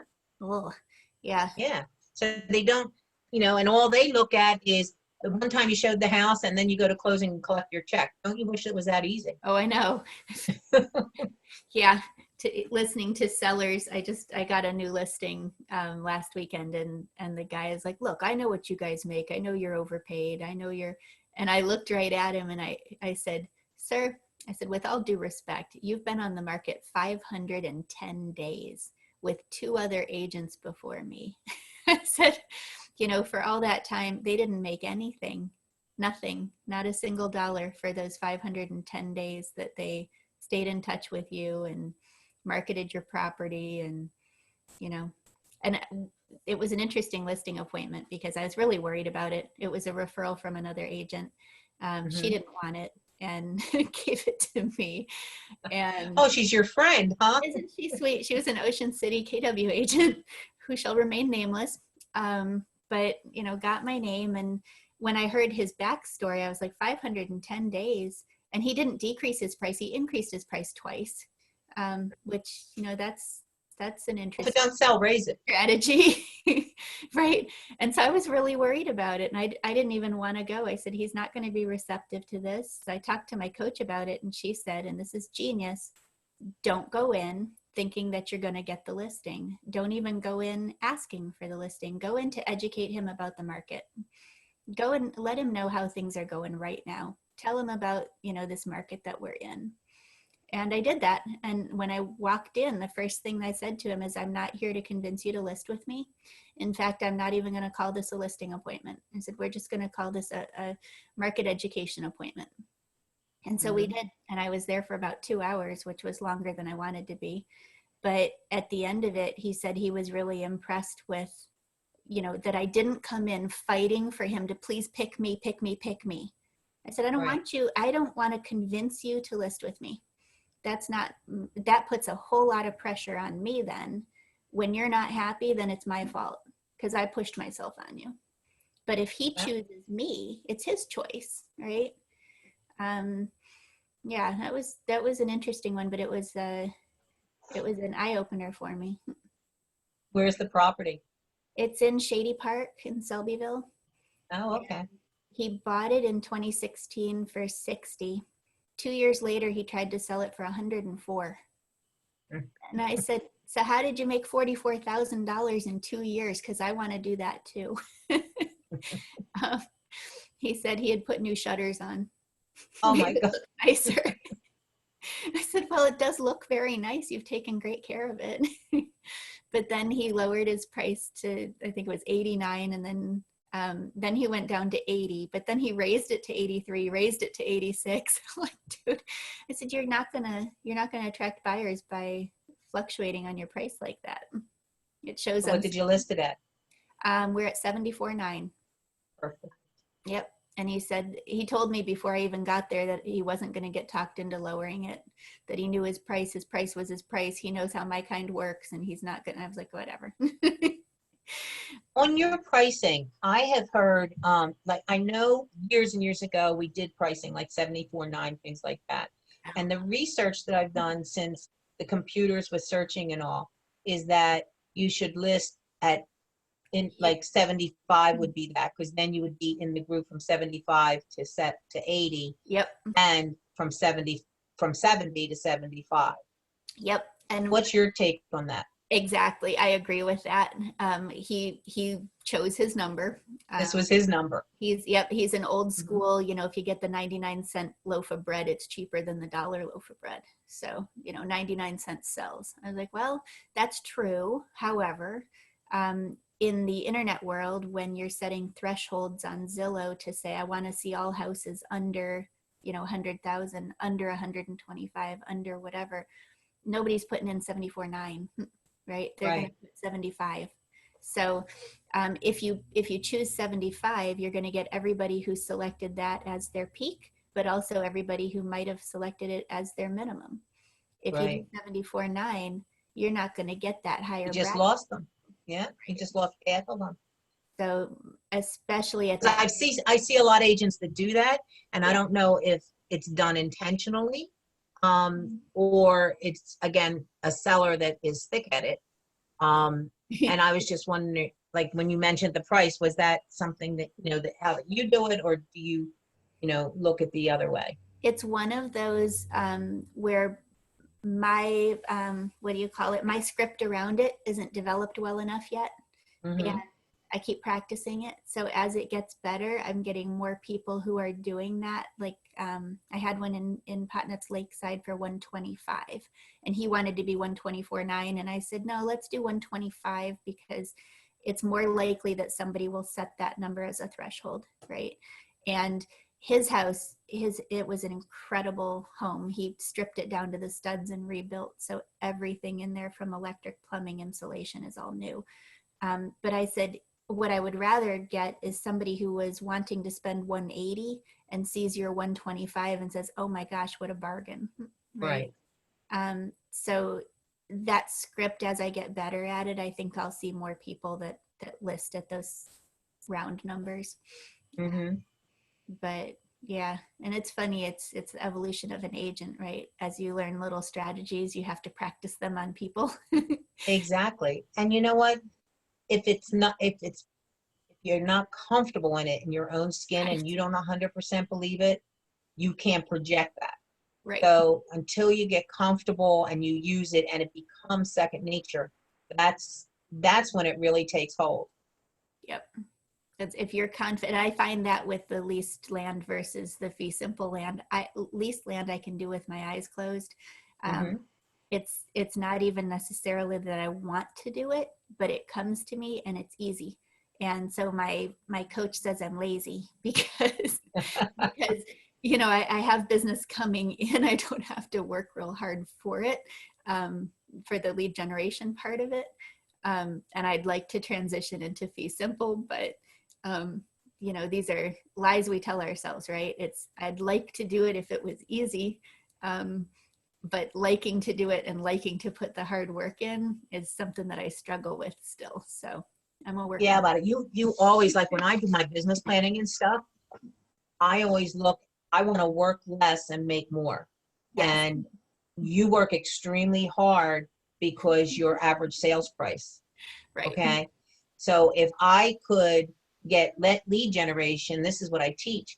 If your lead generation, you focus on the market that you want. I'm not saying give up the business that you have here, or at least develop, a partner or something that can handle part of that, and you can get a piece of it, but you could raise your sales price. Imagine, I know the numbers that you sell, and I know this average sales prices, things like that. But if you could triple or quadruple that sales price, yes, you could cut the amount of units down by 30%, and that would give you so much more of your own time back. Mm-hmm. And I would, and that's the hard part. But like you said, when you get it, it's so hard not to have. That's like when we moved down from New Jersey. I remember the agents over at Remax used to say, "How are you getting these listings? You're not even from here." Well, we had a house in Fenwick Island since '99, so it's not like I'm new to the area. But marketing and having a system doesn't matter what state you're in. You just got to learn the local ways, Right. Yeah. It's a great business. You would think after all these years, I started in the real estate business when I graduated high school at a title company. Oh, wow. So that's how long. So I worked with the title company, and then I had my kids, and I had a license in Pennsylvania, but I couldn't really work it because I had 4 kids under 8. And then when Bob worked in construction business for my father, and So in the wintertime when he didn't work, I worked at a mortgage company doing conveyancing and things like that. And then we moved to Bucks County, and then we moved to South Jersey in '86, and that's when I got my New Jersey license. And then the rest is history, I guess. Yeah, well, we like to give ourselves excuses. We like to say, but it's different here. My market is different. My clients are different. This area is different, whatever. Mm-hmm. It's all the same. It really is all this. There's little differences here and there, but they're not the sort of differences that prevent us from being successful. We just got to wrap our heads around the fact that we're in charge, hold ourselves accountable. If we say it's important to us, then go and do it, Right. instead Right. of, my coach and I have weekly conversations about that where she says, but didn't you say this was going to be last week's goal? Yes. What did you do? Nothing. Okay. So it wasn't really a goal then, was it? So, Yeah, I get that too. I just feel like I don't stop, and sometimes I get more from my coach of, Carol, you got to slow down here. You can't do 35 things. I'm You have supposed to to do focus. 25 things. Right. Yeah, a focus. She's like, what don't you understand about focusing? Focusing is like picking your one thing or picking your big rocks or picking. Yeah. What if we You know what I think though, Erin? I think a good salesperson has all those other things going on. They're not that kind of focused thing. Like me, like in management, which is what I've always been as being the broker and stuff like that. The sales part, I can teach it and I can do all that, but to me, it's the management, it's the time management, it's the time blocking, it's the teaching, it's the theory, it's holding people accountable. That's what I'm best at. And I hate, worst thing I could do is lead gen. Right.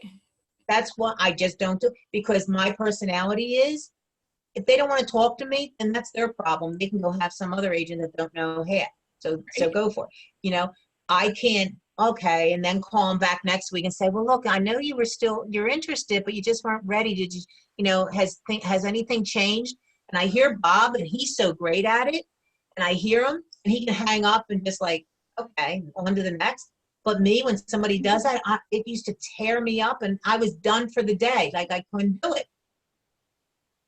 So, it's like anything else. I said, I'm great at giving advice and I'm great at teaching and all that stuff, but following it myself, some of the things are very hard. And I can tell you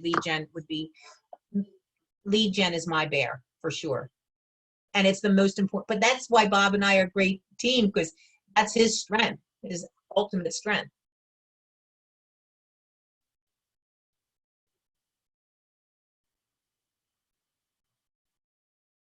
Erin, are you there? You froze up. Yeah, it went completely dead. Yeah, you froze up. Okay, am I back? I'm back. Yeah, you're back. That was funny. There we go. I think everybody's back in. Okay, very good. Well, the next. If I could take this lead gen model here, Erin, for a little bit, and then we'll go to the next slide. Sure. Okay, we have this in every single class, and we learned last week the prospecting versus marketing, but together that's what brings us down into capturing our leads. Then you have leads of contacts. Your leads are more of a one-way conversation. They called you, they're not responding to you, but you're nurturing, they're at least opening up your emails, they're not unsubscribing, things like that. You really want to get them to a point where they're connected, and then they become your contacts. That's the real nurturing part of where command really comes into play. But even when they're leads, like let's say when they come through an open house, they're a lead, but you're able to they have a house to sell, but they're not ready, they don't know when. But you're somehow, in talking to them, they actually give you the address or whatever it is. Think how important it would be to send them the neighborhood snapshot where they could actually see what's going on and you could stay in contact with them. That's where your lead part can turn quickly into contacts. Expect also with your app. So you don't have to do a whole lot more than send them the app link and get them to download it, and you can see if they do. So that's how you move from the leads to you connect them and then move them into the contacts. Then you're cultivating. remember I've said to you, internet leads are a 6 to 9 months, sometimes 12-month turnaround of cultivation and nurturing. If you want faster leads, I've asked you to look at all the different lead generation opportunities that you could use. Select 3 and do those 3 to your best for no less than 6 to 12 months. You should follow your return on your investment. You should, and your investment includes not only dollars, but your investment of time. And you can fine tune it as you go. What you start with on the first day should not be where you are on the 60th day, and vice versa. If one card's not working, send something different. But you need to select at least at the very, to me, I think 3 is the maximum number. And it should be what you feel comfortable with as an agent with a little bit of strength. Because remember, we will always gravitate towards what makes us feel better. It doesn't mean that's what's going to make us money. Right. So take one that you're comfortable in, one that you're a little uncomfortable in, and one that you're really uncomfortable in. And then that will help you to grow. And I guarantee you will see the ones that you feel the most uncomfortable with, which is typically the daily lead gen phone calls that you make. That is going to be the one that moves people. They probably won't even become leads. A lot of them will go right into being contacts because you've had personal contact with them and you've had engagement. So I always say your lead generation model has to include your phone calls, no less than 2 hours a day. Whether it's circle prospecting, whether it's open house prospecting, whatever it is that you're going to use. And then pick your other 2. Is it going to be farming? Is it going to be open houses? Whatever it's going to be. And that's where you go into the cultivate, and you nurture, and now they're qualified. Now they're really saying, you know what? I've been playing around now for 3-4 months. It's time. COVID-19, I don't know when that's going to be 100% done, but they're calling me back to work. I'm ready to go back to work. I'm ready to get going on that. I can't put my life on hold anymore. So now you go to the appointment, and then you go through those stages. But you have all the tools to take one person through each one of these steps. Any questions?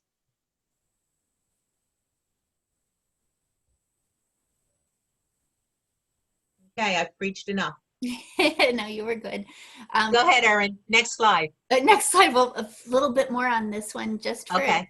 So with those leads from your open houses, one of the easiest follow-ups you have, write them a handwritten note thanking them for coming. It takes you time to do it. It shows you put some effort into it. People like that connection. They like to feel like they're getting into a relationship with you. If they like you, they know you, they trust you, they're more likely to do business with you. And it gives you a perfect, like COVID gave us the perfect way to reach out and say, hey, how are you doing? How are you doing in this situation? How's your family?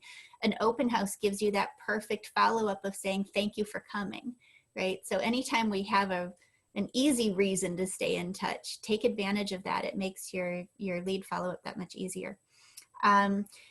So the question on my little slide here says, why is there an arrow between close, step number 8 down at the bottom, and then step number 3, contacts?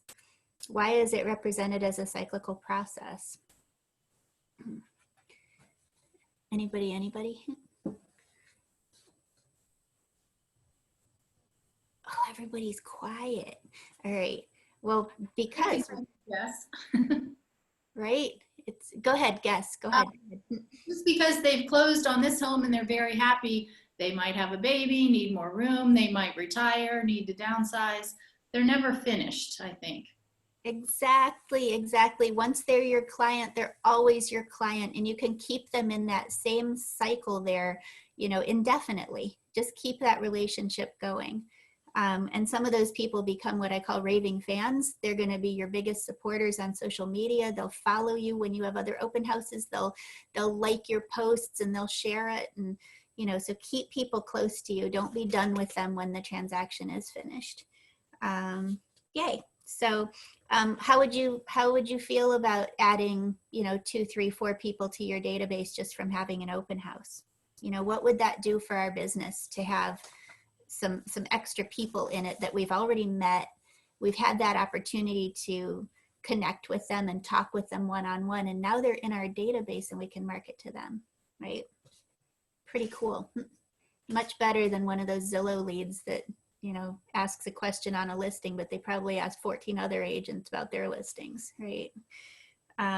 So there you go. So does anybody have any thoughts about strengths they may have related to open houses? Anything that you're excited about that maybe caught your attention and you said, yeah, that's something I could do? Anybody?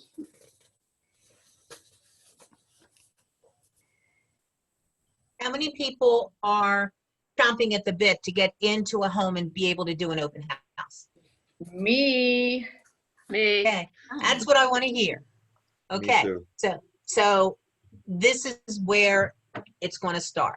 So you guys have everything in place now that you can start working on your open house system. Gather your books.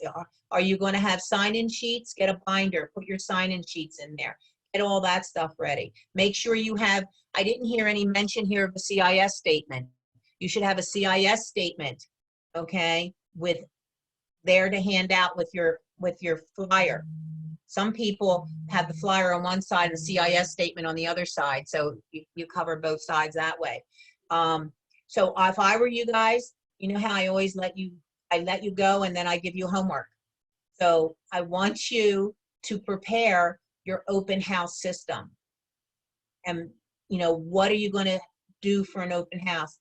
On Monday, what is going to be your schedule for open house? And what are you going to do? And how long are you going to put that in so you can time block it? What are you going to do on Tuesday?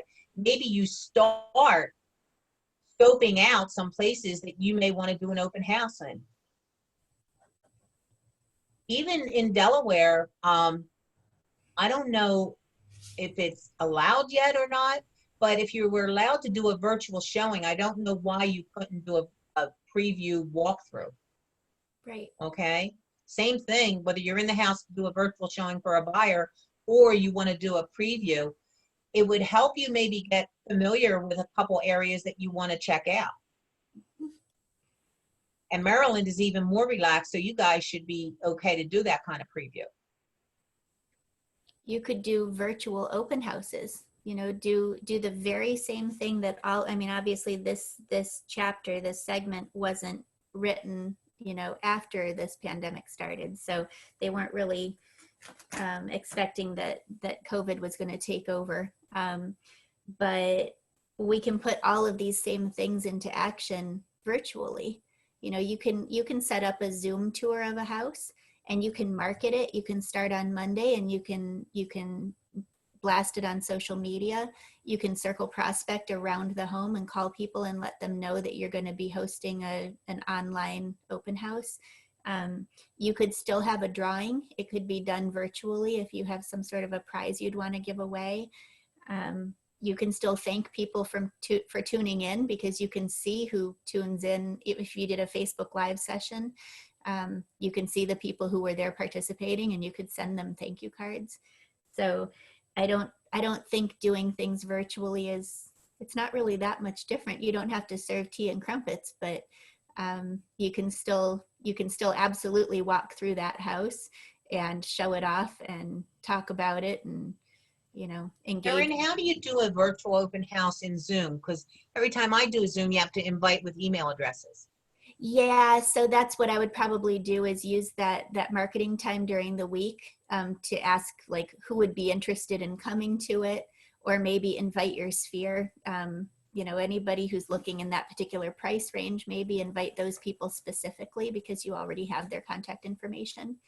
And maybe create a social media ad through command that said, we're hosting a virtual open house, share your email to be entered in a drawing, and capture it that way. Yeah, I would be sneaky about how to get these email addresses. I'll give you something if you give me that.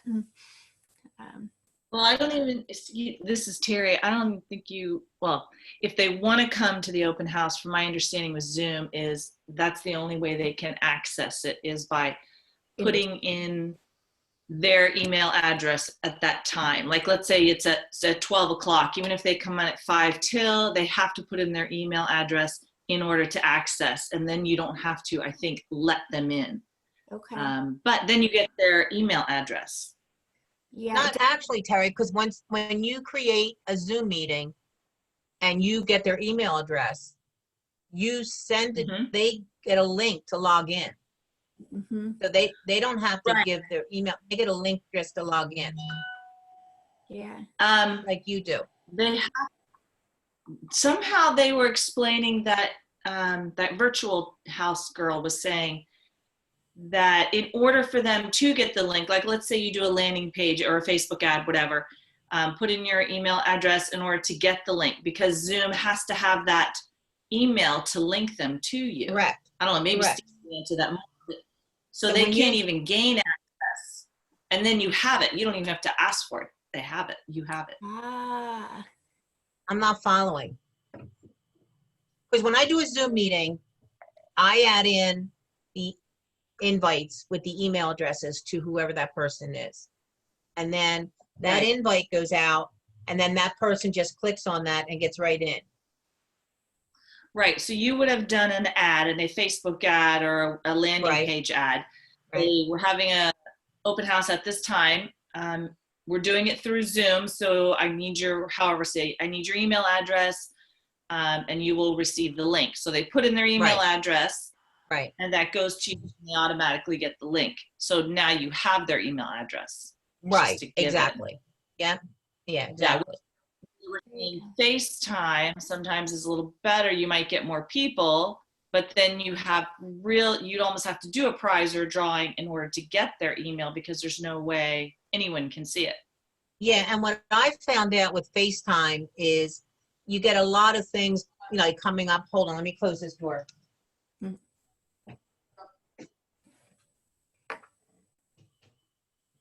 With FaceTime, you get a lot of engagement with people just stopping in and seeing and the things going up. But you really can't engage them and talk to them one-on-one. It's more or less unless they message you. Well, no, or am I because missing when you're something? doing their comments, like I can comment and they'll start scrolling up. As you're talking, you can see their comments scroll. And so you can see, oh, yes, Sally, to the right here is a closet. It is a walk-in closet, and blah, blah, blah, blah, blah. So I think it's a little easier to comment back. Maybe not.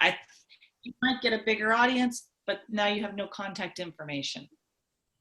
So I don't know which is better. And I don't even see how, like, I thought, okay, well, after it, I could message everybody that came up, but you have no way of documenting who was on it. So it's kind of comment. Unless they comment. If they made a comment, then you could see their comment and go back to their Facebook page or message them, but you still just have their Facebook. I mean, yeah. So. And now they know where the property is. They've seen it, and all they have to do is call the listing agent. Yeah, whatever. And you know what? Soon we'll be able to be out there like we want to be. But I think too, just keeping ourselves active out there, and even this is, I can see. Here's what I can see it as a virtual open house. Is here it is on Facebook. I'm going to walk you through this house. But if you want to schedule your personal appointment to see it, please contact me. Here's my contact information. Because you can show houses, even in Delaware, as long as you're masked, only 2 people, the 2 decision makers are there, no more than 2 people. They have to sign off on the COVID, and they have to wear masks, and that's it. Erin, you've been showing houses throughout this whole thing. Yeah. I've been showing a lot. Yep. And everybody, there was somebody was talking on Facebook yesterday on one of the forums I belong to about kickback from people and saying, they're refusing to wear masks or whatever. And how are you getting over that hurdle? And I thought, I haven't had any hurdle. When I make the appointment, I just let them know, you know, that the sellers would prefer, or the sellers are requiring that we wear masks and gloves. And so we'll be there, you know, I'll see at 1 o'clock with my mask and gloves on, and nobody, not a single person has said that they won't wear one, or, And yeah. you know what? You have the right as an agent to say, this is not even the sellers, this is by direction of the governor for us to be allowed to participate in this. Right. And if you don't want to wear a mask, I understand that completely, but I am not going to be able to show you the home. Exactly. And you know what? If you lose that showing over that, and that's a business decision you have to make, that you're adhering to, because here's the problem. If it comes out that you, as a licensed agent, did not follow the governor's law, and somebody reported you as showing a house without a mask, you could lose your license. The state issued license, and you're not adhering to the state issued guidelines. Right. Careful. Yeah, that very first directive says that, you know, we're privileged to be able to work. We're privileged to be called essential workers right now. And my license is more important to me than any one sale or any one client's thoughts about me or my mask or anything else. So yeah, that's a deal breaker. That's you show up wearing it. And the other thing that I've been telling people too is, you know, I'll show up, I'll go in, I'll open up the house and turn lights on and come out, and then you're welcome to go inside and tour around. Now, those are for properties that I've already been in, and I know, like my listings especially, there's nothing in there. You know, I don't know how comfortable I would be letting people into like an occupied home without me present. I want to be present. I want to be there with people if it's a home I don't know already. I have a bunch that are vacant and empty. They're easy. Nobody's going to do anything in there or snitch anything, but yeah. So everybody's going to be thinking about the open house and what your scripts are going to be and what we're going to do on making that happen, and what your system is going to be. You know, get a box together, have everything in there, have your binder, have your wipes, have your mask. I have, you know, I bought extra masks, you know, like the paper ones, so that if I have an open house and I open the door and somebody's staying there without a mask, I'll tell them, if I would love you to come in and see the home, but I have a mask for you, will you put this mask on? If they say no, I'm going to say, well, I'm sorry, and I can't allow you access. Right. But I'll have extra masks there. Yeah. Okay. Any questions? All right. It's back to you, Erin. Oh, very good. Well, that's the end of the open house section of it. They want you to do, what did it say? Your achievement activity, AHAs to achievement activity that's in the participant guide, writing down your AHAs for each of the categories. And the goal of this time together obviously is to think and to feel and hopefully, you know, put into action some of what you learn, so that you can achieve your big whys and successes in real estate. So it's important, I think, to find nuggets in every piece of training that you get. Make sure you jot down those nuggets, those ahas, those things that caught your attention or captured your imagination and made you say, yeah, I could do that. I could see myself putting that into action.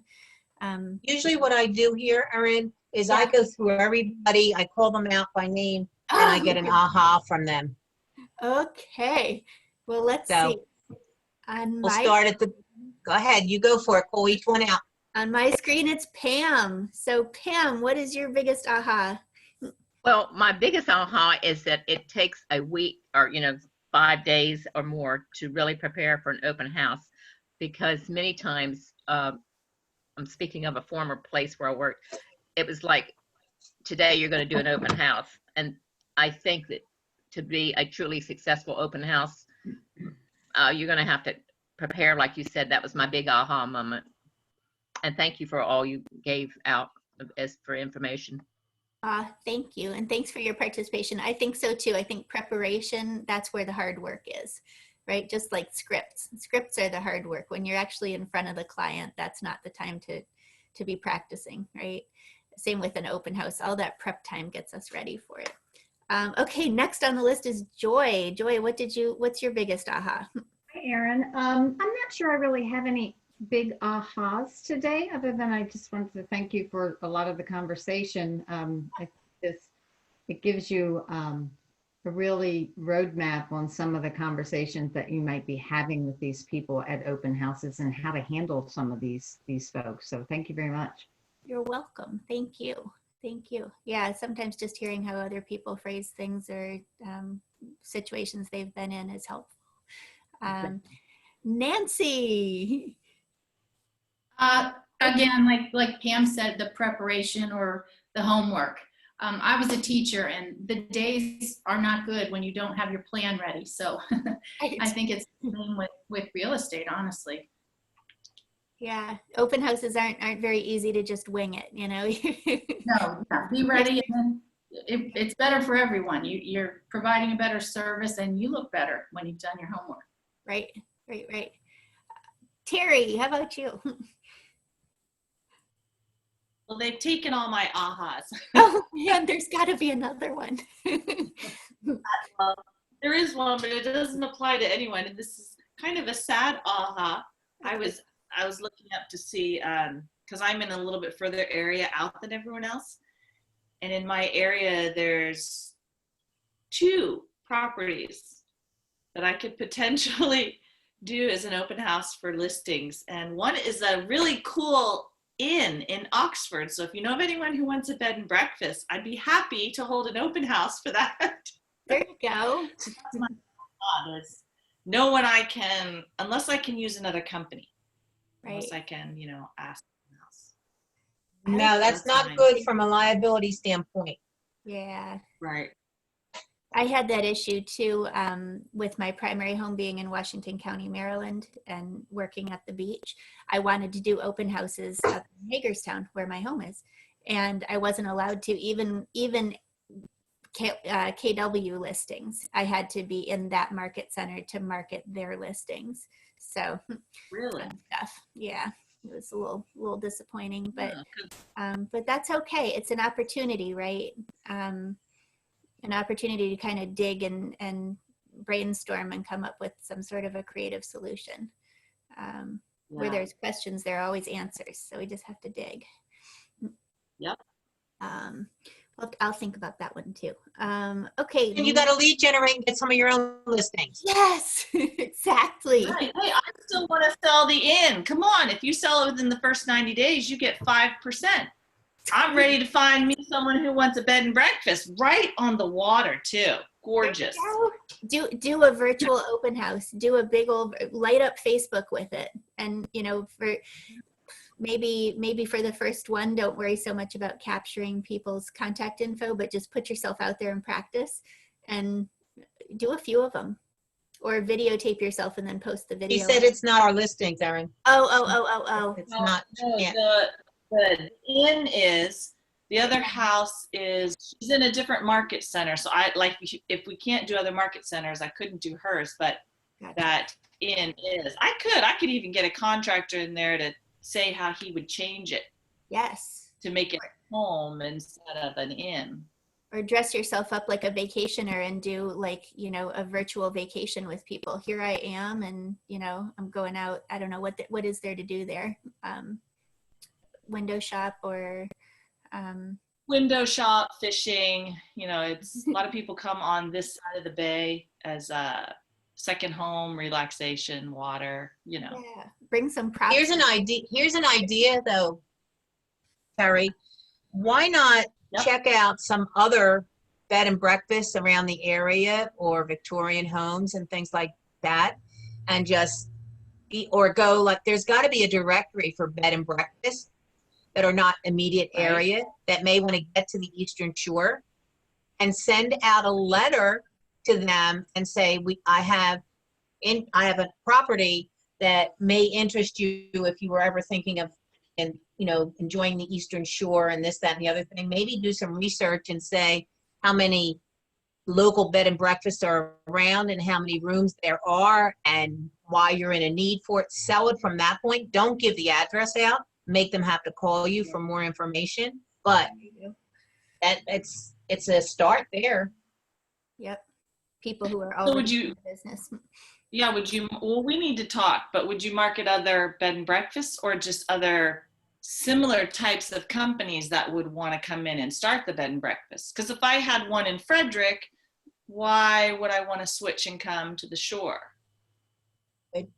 Again, you'd have to do a research and see, but maybe this one is closer to the shore and maybe they want to come to the shore. Maybe theirs is smaller than what this one is. You don't know. Mm-hmm. Or they may know someone who wants one. Mm-hmm. That's right. That's a good idea. Mm-hmm. Mm-hmm. All right, Siri, how about you? Biggest aha.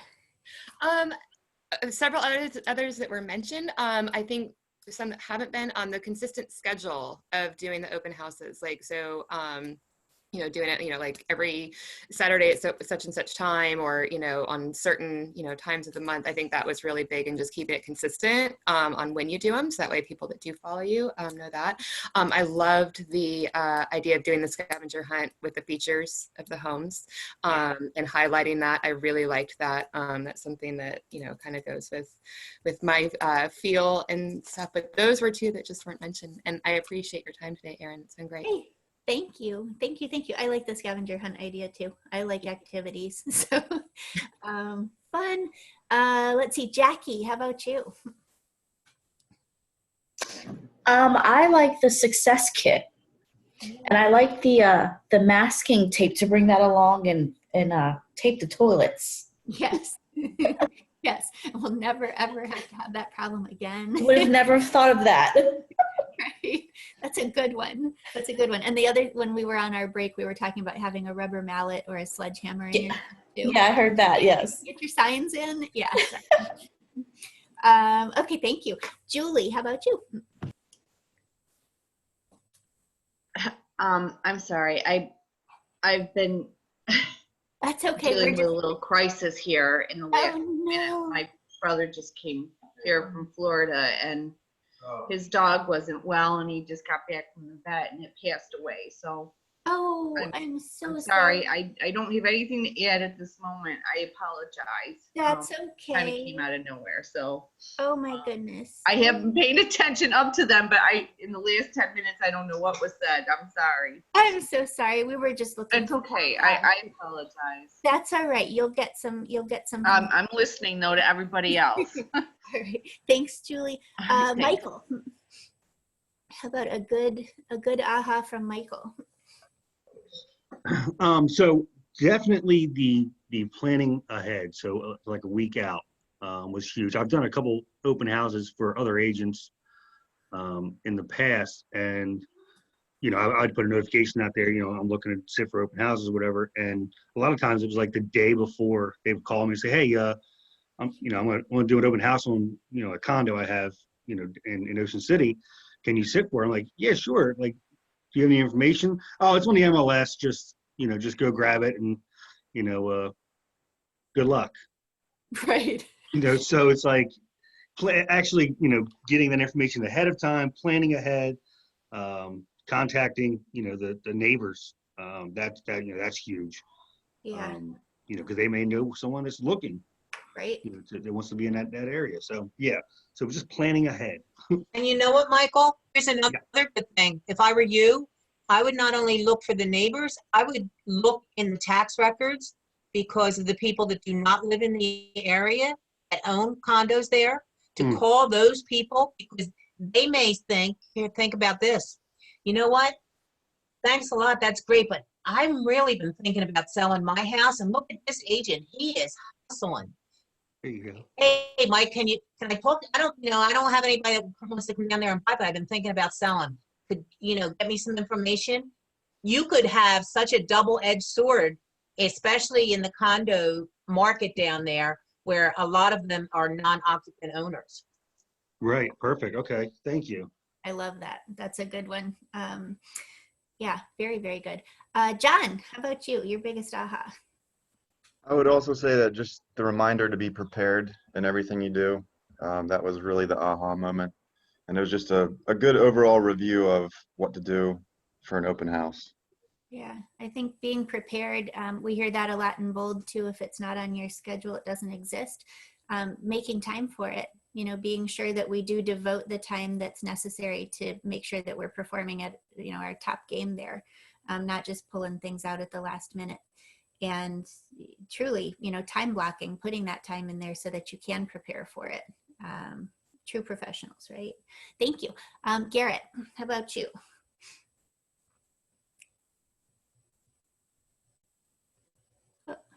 Do we have Garrett? All right, we're passing over Garrett. Stephen, how about you?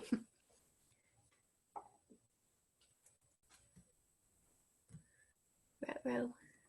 Stephen and Garrett are talking. I think Stephen said he had a contractor there. Maybe that's where he's at. Oh, okay. Well, that's all right. Garrett, are you there? No, Garrett. All right. Well, that was wonderful. Can you all hear me? Oh, now we can. I have no idea what just, you know what, this entire time, because there's like 3 things I was like in the class, I jump in, I'm like, oh, maybe they, you know, maybe they're just moving on. I guess my microphone messed up. It wasn't even muted. I had to take it out and put it back in. Oh, no. Erin had the same problem getting this when we first started. I've never have all my Zoom meetings since we've never, ever had that issue. And I was like, you know, what the heck? I'm just going to unplug it, put it back in. Sure enough, it works. I like my biggest aha, believe it or not, literally just came, Carol, with what you just said about the condos. I honestly would have never have thought, let me go check the tax. No, Grant, I'm a new agent, but I never would have thought, let me go check the tax records, because maybe by hitting that demographic, that could open up another pool of potential leads. It didn't dawn on me. So I wrote that down. I did write 3 other things though. I don't know how much they're ahas, but I really appreciated, Erin, your story about the group open houses. You know, when you're a new agent, you're soaking it all in. You're like, I want to try this, want to try that. And I heard that in the bowl class. People talked about, you know, group open house and everything. And I always was a little bit hesitant at the time. I was like, I don't know if I'd want to do that. So hearing your personal story, and I like what Carol said, you got to be yourself. You got to find out what works for you. It at least just gives me affirmation that, not that you don't want to be a team player, but I'd rather kind of, when it comes to something like an open house, I'd rather go it on my own. I also wrote down about, you know, preparing, but preparing, but know the area, not just the open house, because that's something where some agents have come to me like, hey, you're new, would you want to sit in for an open house for me? You know, my initial thoughts, okay, hey, you want to know everything about that property, but now I'm realizing, you know what, I need to get to know that area around it, so if something were to come up, I would potentially also have more information. And then I think I just starred this for some reason, but I liked it. And that's, you know, I'm finding out real quick too, it is a very competitive industry. And that's not a bad thing. I like the game. I like competitiveness. But remember that we're professionals, and respect the logo that we represent, and you know, be a professional. Respect your co-worker, whether you agree with them or her or not, and it will pan itself out. You know, just be the professional. Right, right. Keep the emotion out of it. Keep the egos out of it. Yeah. I encounter that weekly, and it's so true. Be the professional. You know, represent your clients well, and represent the industry well. Represent your colleagues well. Yeah. No, those are really good ones. Thank you. Thank you. Thank you. And on that vein, I think sometimes, just the way the industry is, I hate it when an agent starts off with, I have an offer and my buyer wants this and my buyer wants that, because I know the negotiations on the initial contract is going to be difficult. The negotiations are going to be difficult when it comes to the home inspection. And one of the things that we're going to talk about further down the road is about making and writing an offer. But we are not adversaries. And a lot of agents come off with the initial contact almost like we're adversaries. We're on opposite ends. We both have clients whose best interests we are trying to represent. But we need to remember, we are only the messengers. We can give them our professional opinion, but we have to relay the message as the way our clients want it to be. And the other agent needs to remember that and accept that. And it's not your choice as an agent what gets done. It's your choice to follow your directive of your client. And I just find that sometimes some agents' negotiating skills are very adversarial and argumentative. And I have found in transactions like that, they start from day one when you get the offer, and they don't end until you walk away from that closing table. And I can tell you, it does not make for a nice closing. It doesn't make for a nice transaction. And it all does is inflame the client. If you have a client that is like that and an agent is like that too, it inflames that client, and you are constantly trying to keep your client, with the right frame of mind and keeping their eye on the prize, which is them buying the house or them selling the house. Yeah. On that vein, I had an issue over the weekend. All of you, I'm assuming all of you are newer agents, right? Keep in mind that seniority as an agent doesn't necessarily make somebody right. Just because that agent has been around for a long time, or just because they've done hundreds or thousands, or I don't even care how many sales, doesn't make them right. It doesn't give them, it shouldn't give them an advantage. There's not a rule book for people with experience and a rule book for people without. So if you run up against somebody who wants to exert their power and authority because you are newer and they've been around for a while, lean on Carol, lean on me, lean on Walt. If you need somebody to come and help you out, we're here for you. The ones who are very seasoned sometimes will bend and manipulate rules, and that's not acceptable at any level. And on that vein, Erin, so true. Yeah. So can't tell you how many agents that have been doing things a long time, but they've been doing them wrong. Right. Okay. So the matter how many times you've paid for your license renewals does not make you a good agent. Mm-mm. Okay. I have seen brand new agents that are ethical, and they may not know all the ins and outs, but they're ethical. They know how to negotiate. They're respectful of the clients and the other side. Those are the agents that I want to do business with. And any experienced agent, I love it when they do that to me, and they'll say, I had one agent tell me, well, I don't know if you understand this, but I've been doing this 15 years. I said, okay. And I let her go, and she gave me all of her stuff, and she gave me this, and finally I said, well, okay. I said, well, now can I talk? And she goes, yeah. So I laid it all out. And then at the end, and I said, I've been doing this 37 years. I said, and I'm a broker too for over 25. Actually longer than that, 32 years broker. So I said, and I'm licensed in 3 states. So do we really want to keep going on this, or do we want to make this deal work? Right. So, anybody that has to preface their experience first before you even get into it, you already know that they have the insecurity, not you. Right. Well, and then the other, and this ended up having to escalate to Walt, but what I was explaining to him, I guess the other agent had a client who was particularly rough and kind of abusive. And so this agent was bending the MLS rules, acquiescing to the client because the client was so difficult. And Walt and I were talking, and both of us said, no matter how difficult your client is or how easy they are, it doesn't give you license to change the rules or not follow the rules. We have a code of ethics we have to follow. We have rules we have to follow. And whether you've been in the business 80 years or 1 month, it's the same book of rules applies. If your client wants you to do something that's against our MLS rules, sorry, no matter how loud you yell or how fussy you get or how many threats you make, I have to follow those rules because I'm licensed by the state. I'm